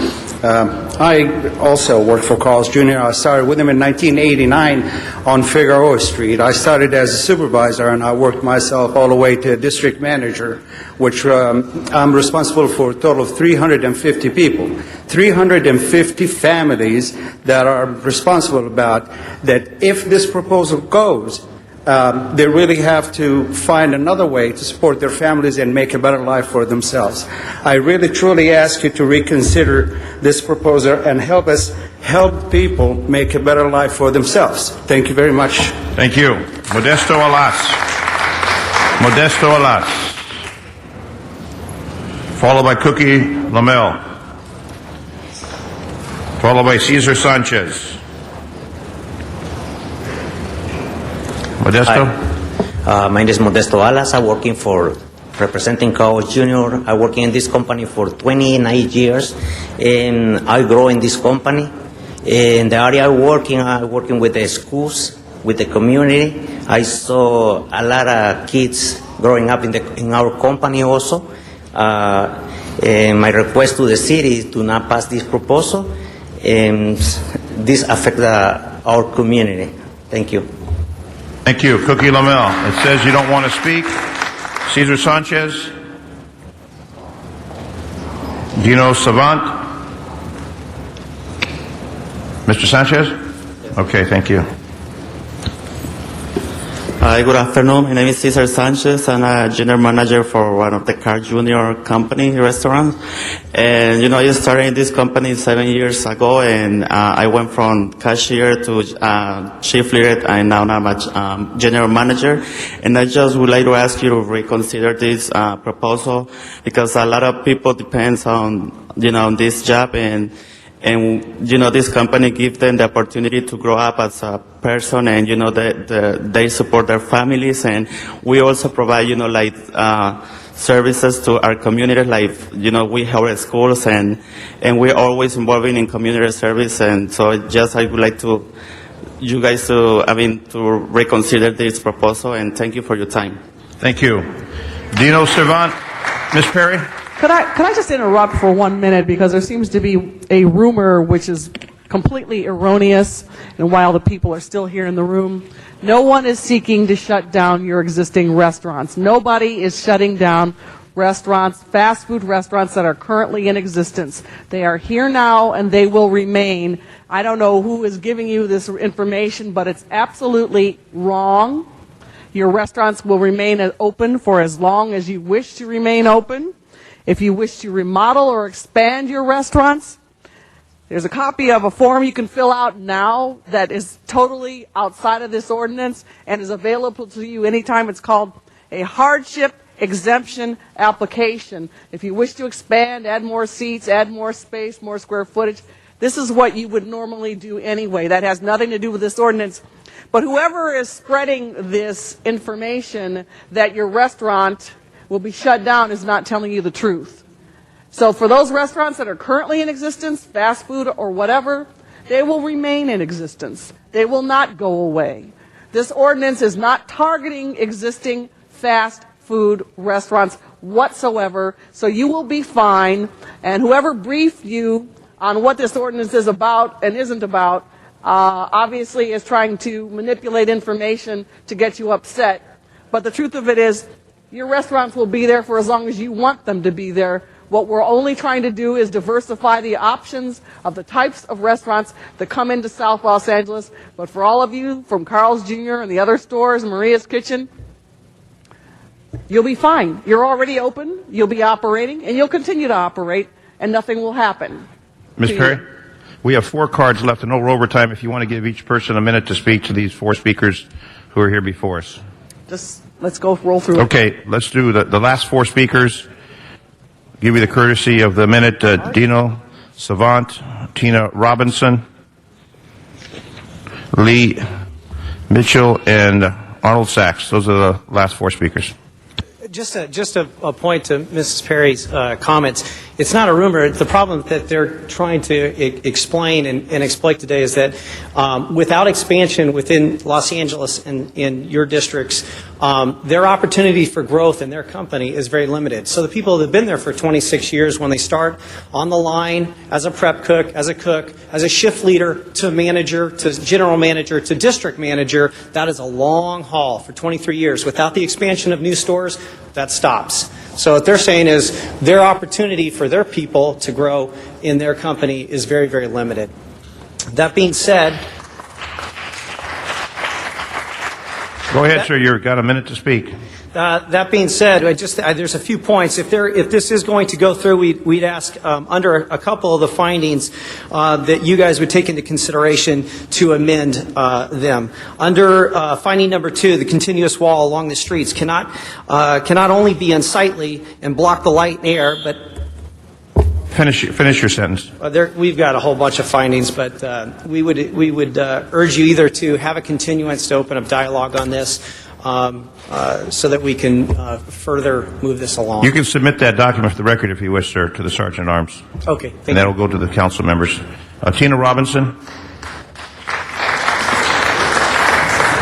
Lee Mitchell, and Arnold Sachs. Those are the last 3 speakers. Again, you have a minute to speak.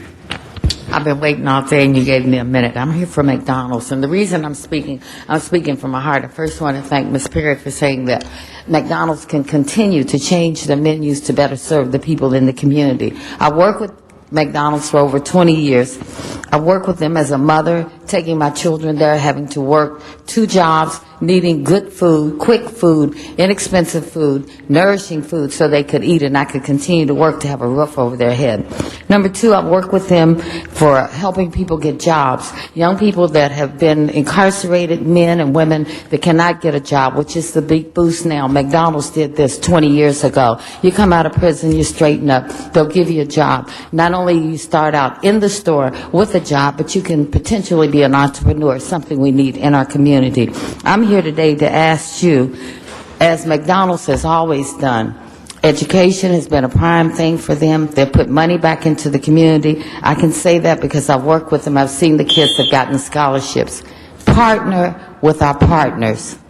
That's what I'm asking the council people to think about. We need McDonald's. Thank you, They ma'am. are our hope. Thank you. Thank you. Lee Mitchell. Mr. Mitchell, and then Arnold Sachs, and that completes our public speakers. Yeah, my name's Lee Mitchell. I am a Taco Bell franchisee. I own 8 stores, 4 in the area where the ICO is. I started out with Taco Bell as an assistant restaurant manager before I became a franchise business person as I worked through my career there. And the thing is that part of, as I read the ordinance, and I got a copy of it, says in the ordinance that we're detrimental to the health and welfare of the people of the community. And that really bothered me a lot because I spent a lot of time working in the community where my stores are. I'm on the board at Challengers Boys and Girls Club. Every manager that works for me in order to attain a full bonus has to do community service as part of that. So to have a line in ICO that says that we're a detriment to the health and welfare of the community, it really bothered me and offended me, quite frankly, because we try hard to be good partners in the communities where our businesses are. So I just want to make sure that's clear, and thank you for your time. Thank you, sir. Arnold Sachs, our final speaker. Yes, good afternoon, Arnold Sachs. Very quickly, in this ordinance, I didn't see anything offered up by the City Council to replace or to require any restaurants to come into the South Central area that would be other than fast food, or any grocery stores that would be required to build stores so that people had an option other than fast food. And I also didn't see anything in the ordinance that would bring an increase to the households so that they could buy food that would be more affordable to them, that doesn't cost $1 or $1.50 for a meal, that they can go out and buy something that's available in better areas. I don't see anything in the ordinance to replace or to take the spot that you're requiring no more expansion, but you're saying, well, we need to have Vons, we need to have Ralph's, or we need to have another major grocery store chain move in with better food, better atmosphere, and better opportunities. Thank you, Mr. Sachs. Mr. Reyes. Thank you, Council President. I'd like to ask the staff to come to the front table, and I want to start off by thanking my colleagues, Council Members Park and Perry, for taking on this issue. It's a very critical issue, and I just want to set the stage for my colleagues because this did not happen overnight. This is almost a 2-year process that begins back with the Planning Commission back in the fall of '06. The directive from the Plum Committee to the City Attorney to prepare final ordinance is back in December 11th, '07. So what's before us is a final ordinance to enact this particular policy that I believe takes into consideration a comprehensive point of view. It's not just fast foods. Councilman Perry and Parks District, our specific plans in that area have taken, in one case, up to 10 years to do. When for the average amount of time in other parts of the city, maybe 2 years is a lot. A year is an average, a year and a half to 2. But for 10 years, this shows how much we weren't paying attention to this area. So they've been doing a yeoman's job and making sure they look at the auto-related issues, the recycling issues, the liquor store issues, and the fast food issues became part of that dynamic. So they've been very proactive in trying to assess this holistically. The ordinance impacts, for the most part, districts 8 and 9. All the 1, 5, 10, and 15 are in the periphery.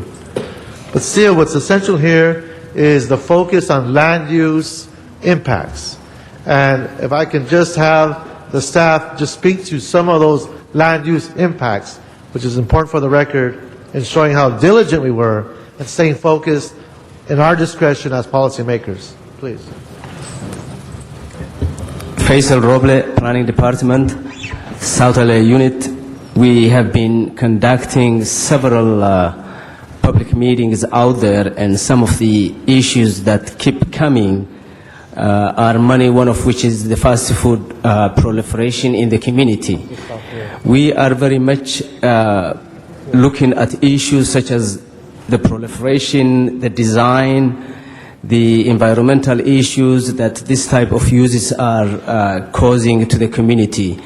And we are hearing a lot about, these issues from the public. We are in the middle of updating our community plan, And looking at South LA for the last 3 years, we came up with several regulations, one of which is a queue condition established for Central Avenue corridor, which very much addresses the issues that the council person addressed, recycling, auto-related proliferation, and indeed fast food. So for fast food regulation, this is not the first regulation for South LA region.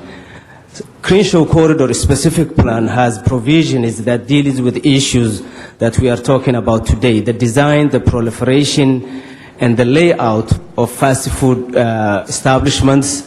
The Central Avenue queue condition also speaks to this issue. So this is the third round of addressing similar fast food establishments within the land use approach that we are conducting. So I don't know if Charlie would add anything, but... Charlie Rausch, Planning Department staff, Senior City Planner for South Los Angeles. One of the problems with fast food restaurants is the large amount of land that they are taken up through parking lots and the like on these things. A problem throughout South Los Angeles is the narrow strip commercial, especially on the north-south streets, which fast food restaurants take up large amounts of land for their parking. You have problems with from noise from the speaker boxes and from cars queuing up and going through the drive-through windows. And those are some of the issues that are also strong and important in this ordinance. Thank you very much. And I just want to say again, this does not eliminate restaurants. And thank you for your hard work. Thank you, Mr. Perry. Okay, thank you, Mr. Chair. And again, I appreciate Mr. Reyes clarifying this does not affect fast food restaurants that are currently in existence. And for those fast food restaurants who want to remodel or expand, all they have to do is go to the planning department and get the hardship exemption application. I want to say thank you to the planning staff. They've worked very long and very hard and have done an excellent job.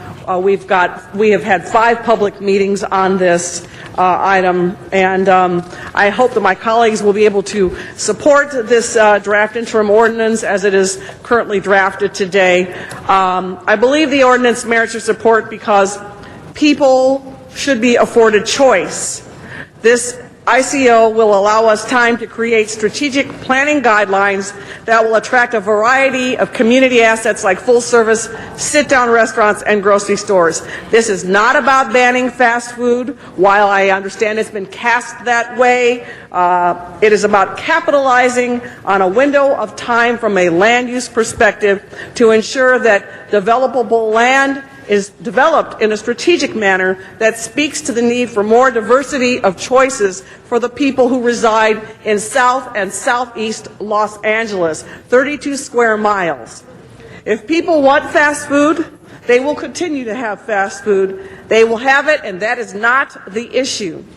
But when people who live in South Los Angeles or Southeast Los Angeles want to eat at a restaurant or go shopping at a neighborhood grocery store, this is something that is not readily available to them.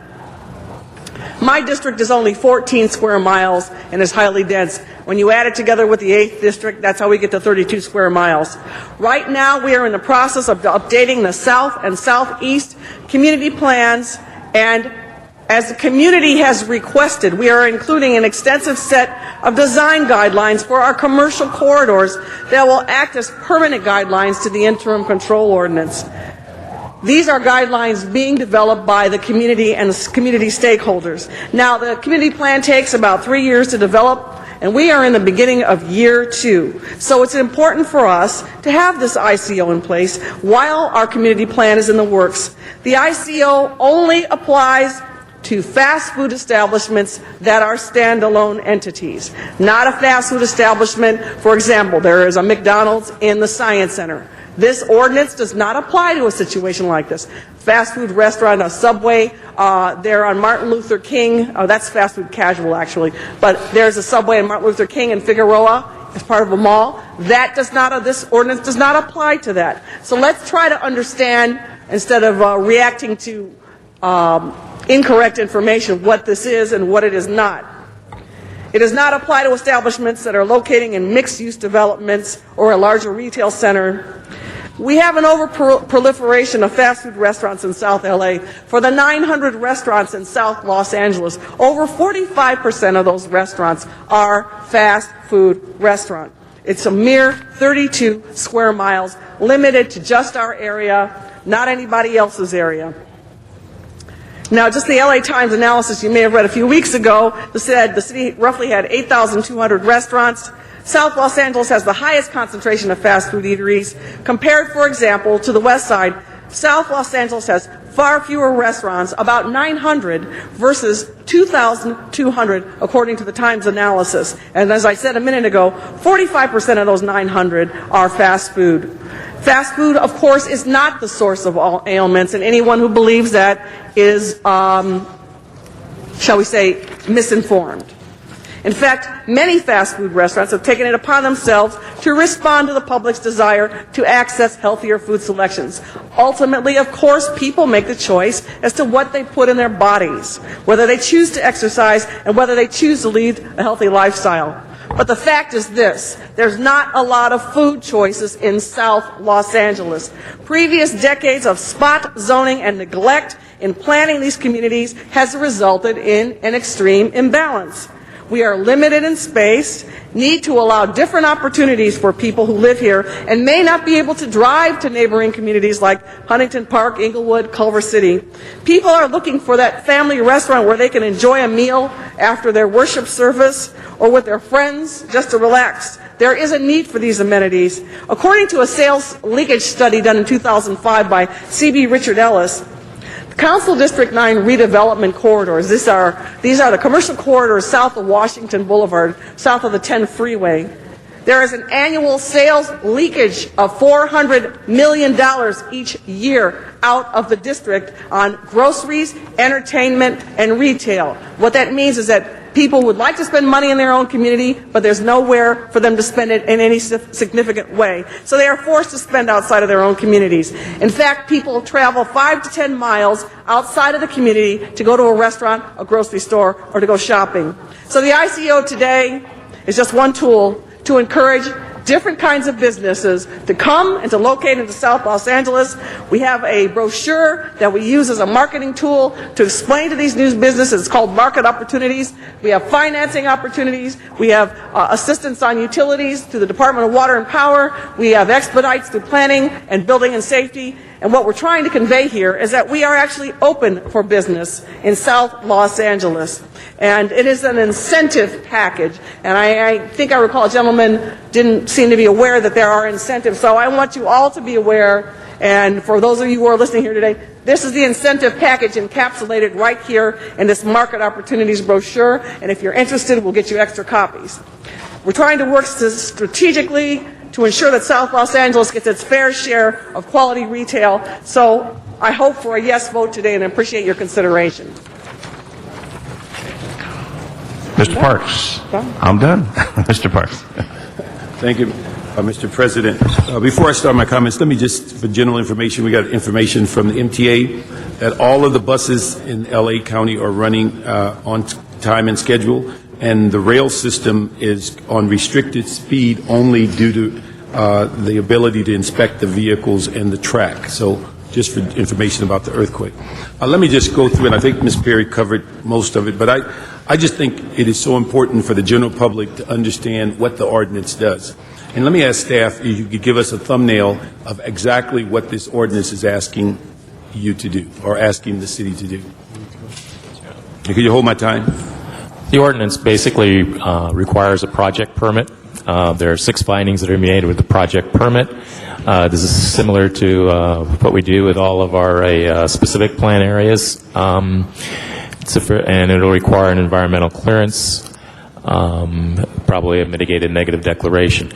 If the fast food restaurant does not think it can get the project permit, or as Ms. Perry mentioned before, you're an expansion of an existing one, especially with a drive-through window, you have the hardship exemption. So there are 2 ways to get permits through this ordinance. It is not an outright ban or a moratorium.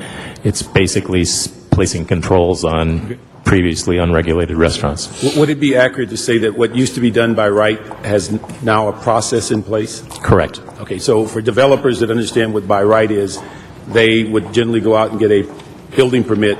Now there's a process that involves asking for exemptions of these stated rules or policies. Correct. The one exception to that is drive-through windows, which already require conditional use permits. So what this ordinance would do is if you had a restaurant without the drive-through window, you may still have to go through the project permit process. However, you've made one of the findings, which is no drive-through window. And then I think you said earlier, this process has been going on for this ordinance for 2 years?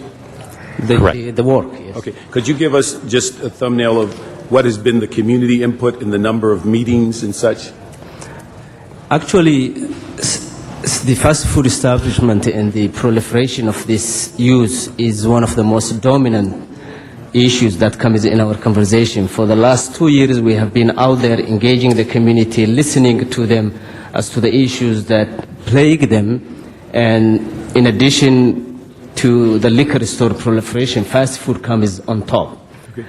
They want some sort of mechanism to control. They usually mention the existing regulations within the Crenshaw specific plan, which has similar system that all projects that come within certain area within the greater Crenshaw corridor specific plan has to go through a process of director's project permit. Okay. So you mentioned an important element, the community that actually are the customers for these stores that live in these neighborhoods. Their opinion is that there's an overconcentration and they wanted some controls for their community. Yeah, they do, yes. Okay. Their opinion may be different than those who own the stores. That's what we hear from them. Okay. The issue is, as you mentioned earlier on Crenshaw specific plan, now that's now been 2 years in play? Since 2004, I believe. Okay. It took 10 years for us to get to that approval, but what is it specifically and how does it deal with drive-through restaurants on Crenshaw Boulevard? I think it doesn't ban, it just gives the process to be looked at by the planning department and also impose some design regulations before a project permit is given. So this is not new ground. This is basically expanding on what started on Crenshaw and I believe on Central Avenue already. More or less. Okay. Yes. Now also the definition of a fast food restaurant, is that new or has that been around for a while? The definition of a fast food restaurant is taken from the site plan review ordinance, which has been Okay, on now, the books about since how old is it? 1990. 1990. 1990. So this is not a new definition of what a fast food restaurant No, is sir. in the city of LA. So that would give us 1990, what, almost 20 years. Correct. All right. The other issue is that when we made the change in the ordinance that created only dealing with standalone stores, what other kinds of structures and businesses did we eliminate? What you've done is basically if you're operating a restaurant or fast food restaurant, however you want to call it, in a mini mall, in a mixed-use building, as Ms. Perry pointed out, in the museum or any of these other large structures that are not standalone, you're exempt from the ordinance. Okay. And with those standalones, what did you hear from the community about the design and the structure and the makeup of these buildings as it relates to them dotting the community? I think an issue that comes up is the fact that most of the fast food establishments are on a corner lot. The parking is in front of the building, and ingress and outgress is also an issue with the community. So probably the design aspect of the fast food establishment and the way they are designed, number one, and number two, the fact that they are all over the community is an issue. And then also in dealing with the rehabilitation or renovation, how are those areas impacted by this ordinance? If somebody has an existing store and wants to tear it down or remodel it or change some of the aspects, how does this ordinance impact? If it's interior improvements, they are exempt from the ordinance. if you're an existing restaurant that has a drive-through or wants to expand the number of seats or the square footage, the hardship exemption is probably the best way to go because all of the findings required for the project permit could not be met. Okay, but those are in other ordinances, not in this ordinance. Well, that is in this ordinance. That's the expansion. The expansion issue as far as the current restaurants is, because my understanding was that in dealing with the exemptions, you would be guided by existing zoning codes and specific plans, not the code from when the restaurant was built. Correct. Okay, so you'd be guided by what is currently as the zoning. The issue also that in dealing with the fast food, with our definition, there's several types of fast food restaurants. Is that true? Well, the code only We've heard the defines term one. fast food casual. We've heard other, because this is really talking about prepared food that is, when you order it, it does not, you're not ordered it based on your individual desire. It's already prepared.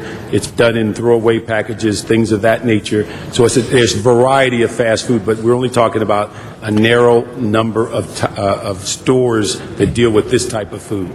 Correct, and all of the items have to be met. So it's a limited menu, items prepared in advance, prepared or heated quickly, no table orders, and food served in disposable wrapping. All of those have to be met. Okay, and also, my final question before I wrap up is that we're actually talking about every store from 900 on, not the existing 900.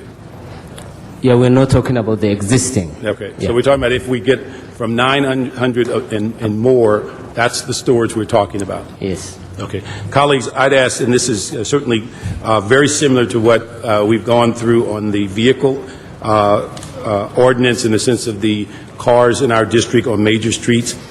We started off with 2 districts and became a citywide ordinance, which we have had the benefit very recently of not allowing 2 service stations to be side by side, not to have 2 or 3 car washes side by side because we had that ordinance.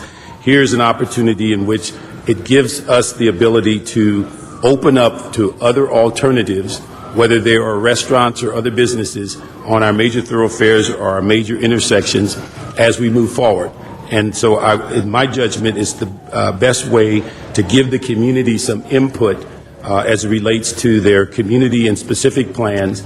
And this ICO gets us in a position so as we update those plans to have some guidance for developers and for the community to know what's expected in the future. And so I'd ask that we have an aye vote, that we give this 35 square mile area some relief and some quality guidelines so that in the future, that when businesses come into that district, they clearly know what the expectation is.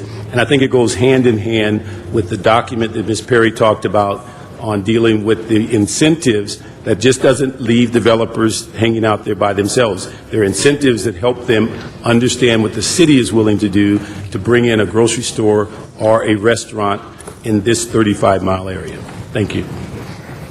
Thank you, Mr. Parks. Our next speaker, Mr. Huizar, followed by Mr. Labange.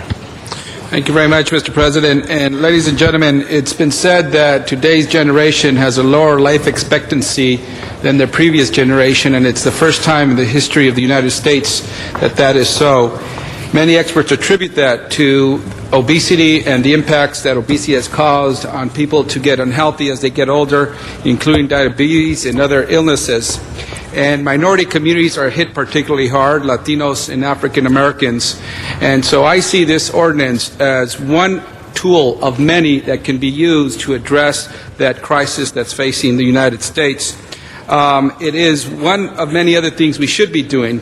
I think here we are providing more choices for people in an area that has not historically allowed those choices. And it's not perfect. I sat through PLUM, the Planning, Land Use and Management Committee, and I heard this item a few times, and I asked questions about which restaurants would qualify, which will not, what is considered fast food and what is not. And I think at the end of the day, we will see that some restaurants that we consider fast food under this definition will be providing healthy food and vice versa. But at the end of the day, I do think that this is a step we need to take. It's a step we need to take for a year under the interim control ordinance and continue to refine the ordinance as proposed so that we could get more closer to really addressing our goals and objectives, which is to provide people a choice on having healthy food in their neighborhoods. I live in Boa Heights, a low-income community. I grew up there. I still live there, and I certainly see the proliferation of fast food restaurants, generally defined. I do wish that I could go nearby with my 2 young girls and my son to a local restaurant, sit down, and order some healthy food. At this time, I'm trying to educate my young girls about what healthy food is. I have a 3-year-old that loves cucumbers and apples and oranges, and another one that continues to enjoy some things that are not as healthy for her that she should be eating.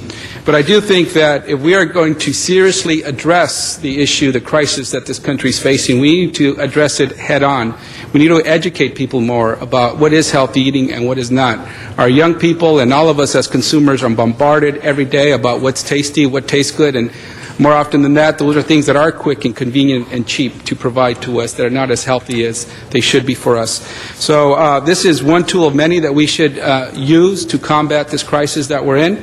It's not perfect, but I think as we go along, we need a more comprehensive plan to how to more directly address this. So this is a great thing to do, and hopefully other low-income communities could look at this and see what's working, what's not, and improve upon it. Thank you. Mr. LeBon. Thank you very much. And I like your speech, Jose, but my son Charles, who's 10, his favorite place is Tommy's. I don't take him there often, but he goes to Tommy's.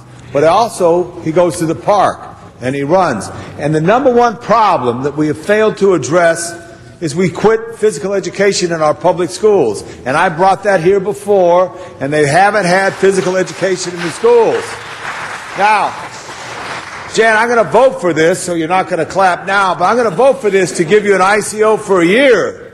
But I want us to think about some things. We have to get people walking. We got to get people out. We also have to, I don't like the 32 ounces. I'd never let my son have a 30 big gulp or all that stuff. It's too much. And I think markets will dictate that, but it's too much. I just came back from Oregon. I was in Portland. I visited their city and rode bicycles with their bicycle coordinator. I stopped on Interstate 5 at A&W. I haven't seen an A&W in a long time. Everybody from Oregon was in that restaurant, it seemed like. And I thought, because I knew this bill was coming up in front of us, this motion, America is going fast food. You know, the small neighborhood restaurant has left us long ago. And how do you get it back is the challenge. I also, Ed, in your committee, I have a motion, I believe somewhere, and it may have been lost and expired, that we allow fruit stands at the corner of mini malls throughout the city, get them off the streets, get them away from the gutters, the storm drains where dogs drop, and put them on the lots that we have these large, expansive parking areas, and let fruit vendors sell fruit.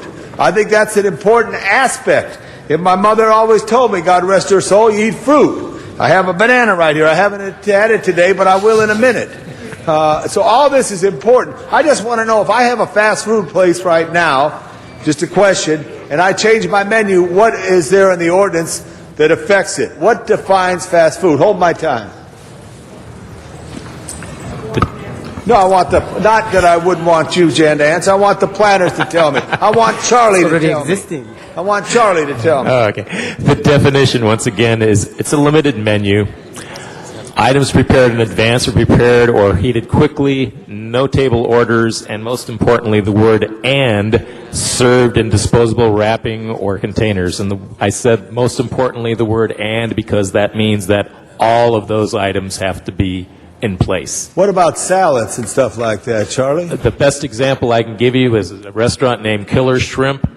Killer Shrimp, you can order all the shrimp you want as long as it's boiled or done Cajun style, but it's not a fast food restaurant because even though it's a limited menu, they have sit-down table orders. Therefore, that does not qualify. What about Baskin-Robbins, 31 flavors? 31 flavors? Yeah. Normally, a 31 flavors store is in a mall. in a mini I mall, and they're understand, but not I mean, covered. they're around. I mean, this could be duplicated other places. I want to ask, tell me what it is. Normally, those kind of stores are in a mini mall, so they're not a standalone restaurant.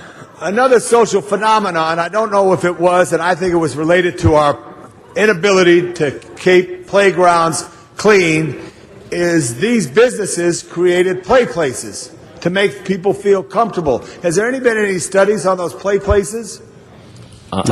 I can't say that, but one of the more important reasons for this is, and one that we used was the fact that the food is served in disposable containers, and they end up all over the streets and are a massive But I problem don't in the think streets. McDonald's puts them in the streets. I don't think the city of Los customers Angeles do. puts it in the streets. The customers People put it do. in the streets. The only thing Exactly. I did want, I wanted trash cans by every fast food place that they would maintain on their own. That's what we're trying to do with this ordinance. But on the playgrounds, hold my time. Answer me that. I mean, On the why are there playgrounds at all these places? Because, and I think if I remember right, in Orange County there was a sandbox that was full of needles, and people were not taking their children to playgrounds. Then all of a sudden there was this lurch forward to play places. It's obviously a marketing tool also. It brings people Well, why into don't the you check into restaurant. that, Charlie? You're trying to figure this out. You're a city planner. You know. No, what I'm saying For the is... record, I lived in Silver Lake all my life. There wasn't a McDonald's in my neighborhood until all the suburbs had something, because I guess people like Tommy's. I'll sit down right now. Thank you. Okay, Mr. LeBones, we held your time, and now we have Ms. Perry. Ms. Perry, we hear you. Call to the question. Call to the question. We have 4 more speakers. So, can we call to the question? I'm just kidding. There's no more speakers. Okay. We got to call the question. On the question, open the roll, close the roll, tabulate the vote. 12 ayes. All right. The question has now been called, so the matter is now before us. Mr. Clerk, The Plum Committee report and ordinance are before you. you want to remind the And it is council? the ordinance that would be imposing interim regulations on the issuance of all permits related to the establishment of new fast food restaurants on commercial or industrial zone properties as identified in the ordinance. That matter is now before us. Open the roll, close the roll, tabulate the vote. 12 ayes.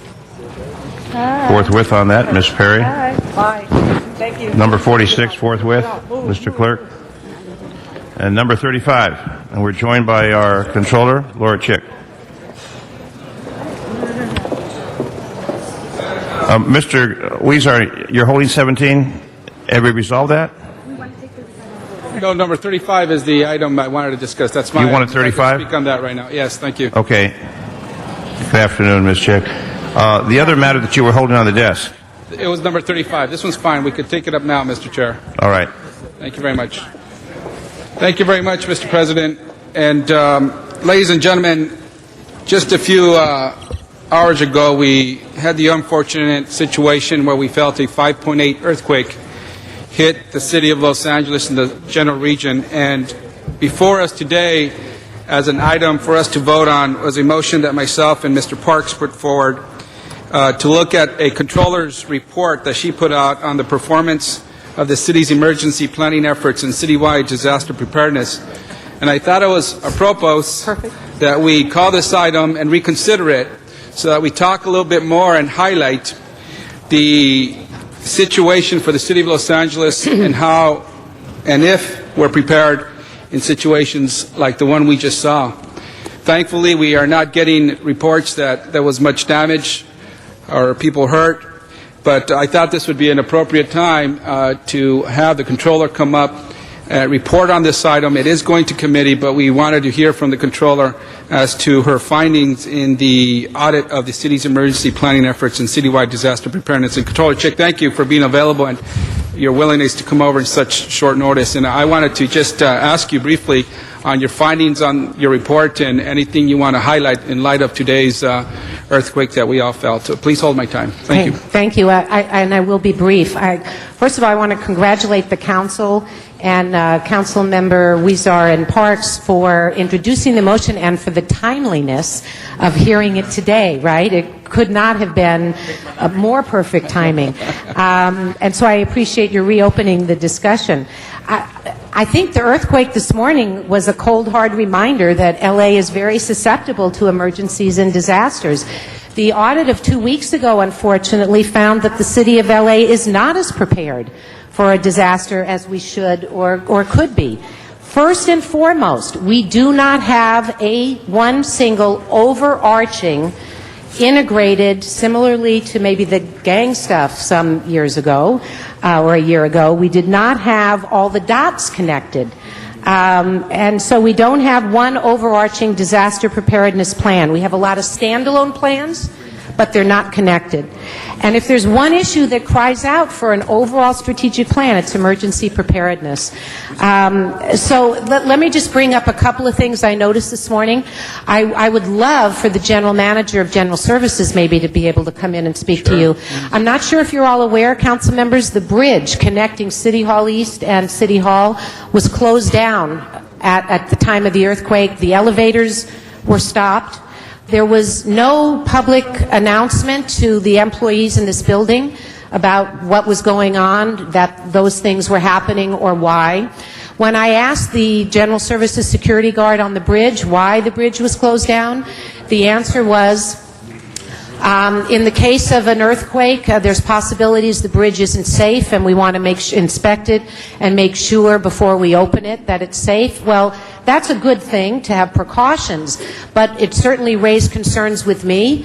If we have the bridge connecting those two buildings, that's possibly, you know, a problem in earthquakes. Why doesn't everyone know that? Is it something we've looked at that possibly needs to be retrofit? So it seems to me maybe there's a briefing that the council would want to get, but I will guarantee you that the employees in this building and in City Hall East, by and large, did not know what to do, where to go, how to get there, much less that they have the proper supplies at their workplace.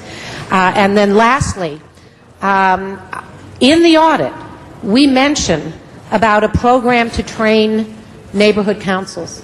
I went to the Neighborhood Council Alliance a couple of weekends ago, and I would say that I'm sorry in the audit we didn't do a little more research to see how effective that program has been, because by and large the neighborhood councils that were represented there, and there were many, were saying to me they haven't been appropriately trained, and they're not ready, and they really would like more community and citizen training. That's great. So I think there's a whole lot of work that needs to be done. Yes, thank you very much, Controller. And I think you did highlight there the need for us to better communicate amongst the different departments and to have one point of contact in this. And I think we are doing some things, but we could always improve upon them. And I'll schedule this as soon as possible at our audits committee so that we also hear from the different departments involved. I'm very anxious to hear from them about how we could improve upon and perhaps adopt some of your recommendations. And I know with the new GM of EMD, who used to work for the fire department, we could also have some additional ideas from him on how to move forward. But the report calls out, in fact, that the emergency management department needs to be strengthened and really given more power, a stronger voice, and that it's more the lead department. yes. No, we'll work on that in the audits committee and hopefully allow our departments to adopt some of those recommendations and improve upon this. Thank you very much. Thank you. Mr. Reyes? Mr. Cardenas? Mr. Cardenas? Mr. Reyes is on the speaker. Just one I don't see question. him. Go ahead. Thank you, Controller Chick, for coming over on this day, interesting day, to talk about this matter, even though we're going to continue to dialogue on it and sure correspond with you in committee process, et cetera. But I just wanted to, especially on a day like this, I want to make sure that if somebody just turned on their TV a couple minutes ago and they're hearing about this department that is so important, especially on days like this, that overall, there's a lot of good things happening in the department, right? So I don't want people to get the impression that even though we're the second largest city in the country and we do have earthquakes and there are other potential disasters, I hope they never happen, that we do in fact have some progress and some modernization and some good methods that this department is implementing. So the department does have a good amount of healthy things going on, but with all due respect, audits are supposed to point out not only what's good, but also what needs to be improved. So this audit basically is reminding us that this department is important. There are a lot of important things that are going on. That's a good thing. But there are certain things that are very important that need to be improved upon, correct? Absolutely. I mean, I from the very beginning, so thank you for reminding me to remind the public that it's not about being afraid. I'm not saying that we're in the condition that the public should be afraid.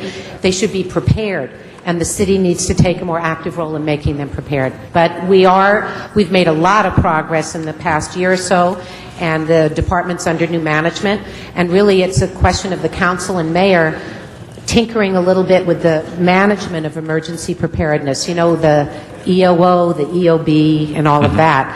And I think we can that and the strategic plan, and we could be the best prepared city. Good. I'm glad to hear that. And also, I being local government, I can't pass up the opportunity to remind all of our constituents that when it comes to this kind of department, we should expect support mainly from the federal government, a little bit here and there from the state grants and things of that nature, so that we can actually maybe implement better, more systems that communicate beyond the city better, things of that nature. So the bottom line is our constituents pay taxes on various levels of government, and part of that federal taxes and fees and things of that nature should come back to us for these kinds of things. And this is one of the departments that actually does have an opportunity to actually vie for a lot of federal grants, doesn't it? I think the audit identified about $200 million in the mayor's office of Homeland Security and other public safety grants, state and federal. There's quite a bit of money there. Good. Thank you very much. Okay, thank you. Mr. LeBons. Controller Chick, one other thing, this CERT program, which is the community emergency, preparedness there. That the fire department. Yeah, right. Look at that too, because even if there is an earthquake, it's not going to. The first responders will go to the most serious spot, but the city and the city volunteer effort, whatever that may be, through our neighborhoods. If we could just take a look at that, because you did mention the two management areas there. But I thought I'd just put a plug in there. We did look at training for the public, and one of the things the audit is saying is we need more. Do more. Yeah. Right. Okay. Thank you. Thank you very much. Ms. Chick, the clerks advised us, and we did hear two announcements in City Hall, but apparently those announcements didn't go to City Hall East or any other city facilities, but they did make an announcement. For all employees in City Hall? We did hear it in chambers. The clerks, was that throughout City Hall? In City Hall. They made it through City Hall, but not City Hall East. Somehow we need to correct that. I've been refraining for 7 years from making an issue out of the inferior security that City Hall East has as compared to City Hall. Yes. So this goes on that list. Exactly. Well, does right. the PA work? Does the PA work? This same PA, you could hear us speak in council. Can you hear this? Well, on council phone, you can hear the council meeting on council phone. There was no PA announcement for City Hall No, the East. question, is there a squawk box in your office like there was here, like you could hear Yes, the council? but we don't have it turned on all the time, or we wouldn't be able to do our business. Oh, I know that. They wouldn't get anything done over there. So the question Thank is, you. they can use the same Thank you, Ms. technology. Chick. That concludes that matter. Let's open the roll, close the roll, tabulate the vote. 11 ayes. Next matter, please. Item 17 was called special by Councilmember Parks. Mr. Parks. Thank you, Mr. President. I'd just like to make a couple of verbal amendments to the committee report. These items were discussed during the committee but did not get into the report. Just that we want to ensure that as we go through the negotiation with the vendor for the triathlon, that it's mandatory that they stay certified with the USAT during the life of the contract. That when we look at full cost recovery, the formula and the model we use should be the current model we have for the marathon, the Los Angeles Marathon. The other issue is that we need to ensure that there are certain city reopeners if the race should be sold during the process of this 5-year or 3-year commitment, and that there be appropriate reopeners for the safety of the city's finances. Okay, thank you. That matter is now before us. Open the roll, close the roll, tabulate the vote. 11 ayes. And we have special one before us. Yes, Mr. President, there is a special one. It has been circulated, and the maker of the motion will speak to the findings. Mr. Parks on special one. Mr. President, we're requesting a Rule 23 because there's a need to take immediate action due to the timeline as it relates to this issue, which is, I believe, tomorrow it expires, and that the action came to our attention subsequent to the City Council posting its agenda. We'd like to take control of this issue today, but to have it on a agenda item next week so that it can be discussed and have an open hearing. Thank you. Mr. Clerk, on that matter? This would be on the findings. On the findings? Open the roll. Close the roll. Tabulate the vote. 11 ayes. On the matter before us? Open the roll. Close the roll. Tabulate the vote. 11 ayes. Okay. Mr. Clerk? Council has motions for posting and referral. Post and referral. There's one excuse on the desk. Councilmember Weezer, request to be excused to leave at 11:30 on Wednesday, September 3rd for city business. That meets council policy. That's approved. And that clears the desk. Desk is cleared. Any announcements? I know there's a news conference going to take place. Mr. Labange, announcement? Mr. Adjourning motions. All please stand for adjourning motions. Mr. Labange. Members, I ask we adjourn in memory of Carol Burke, who passed away last week. She was preceded in her death by her husband, Cal, who was a great administrator with LA Unified. I ask we adjourn in memory of Carol Burke.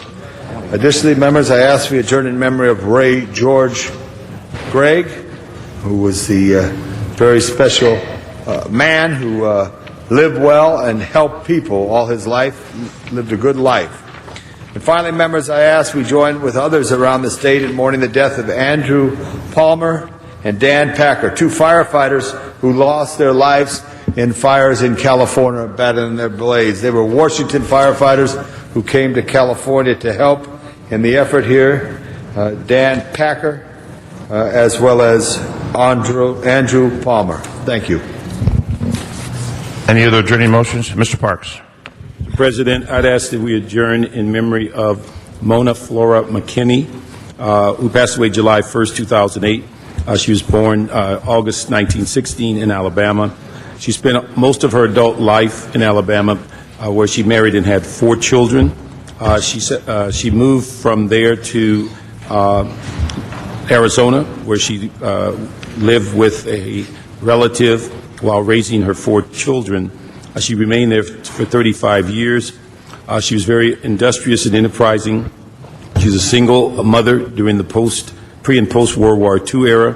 Even so, as a new resident of Arizona, she was very resourceful because after only 3 years there, she was able to build a new home, also purchase a late model car, and become a leading citizen in Arizona while accomplishing this through hard work.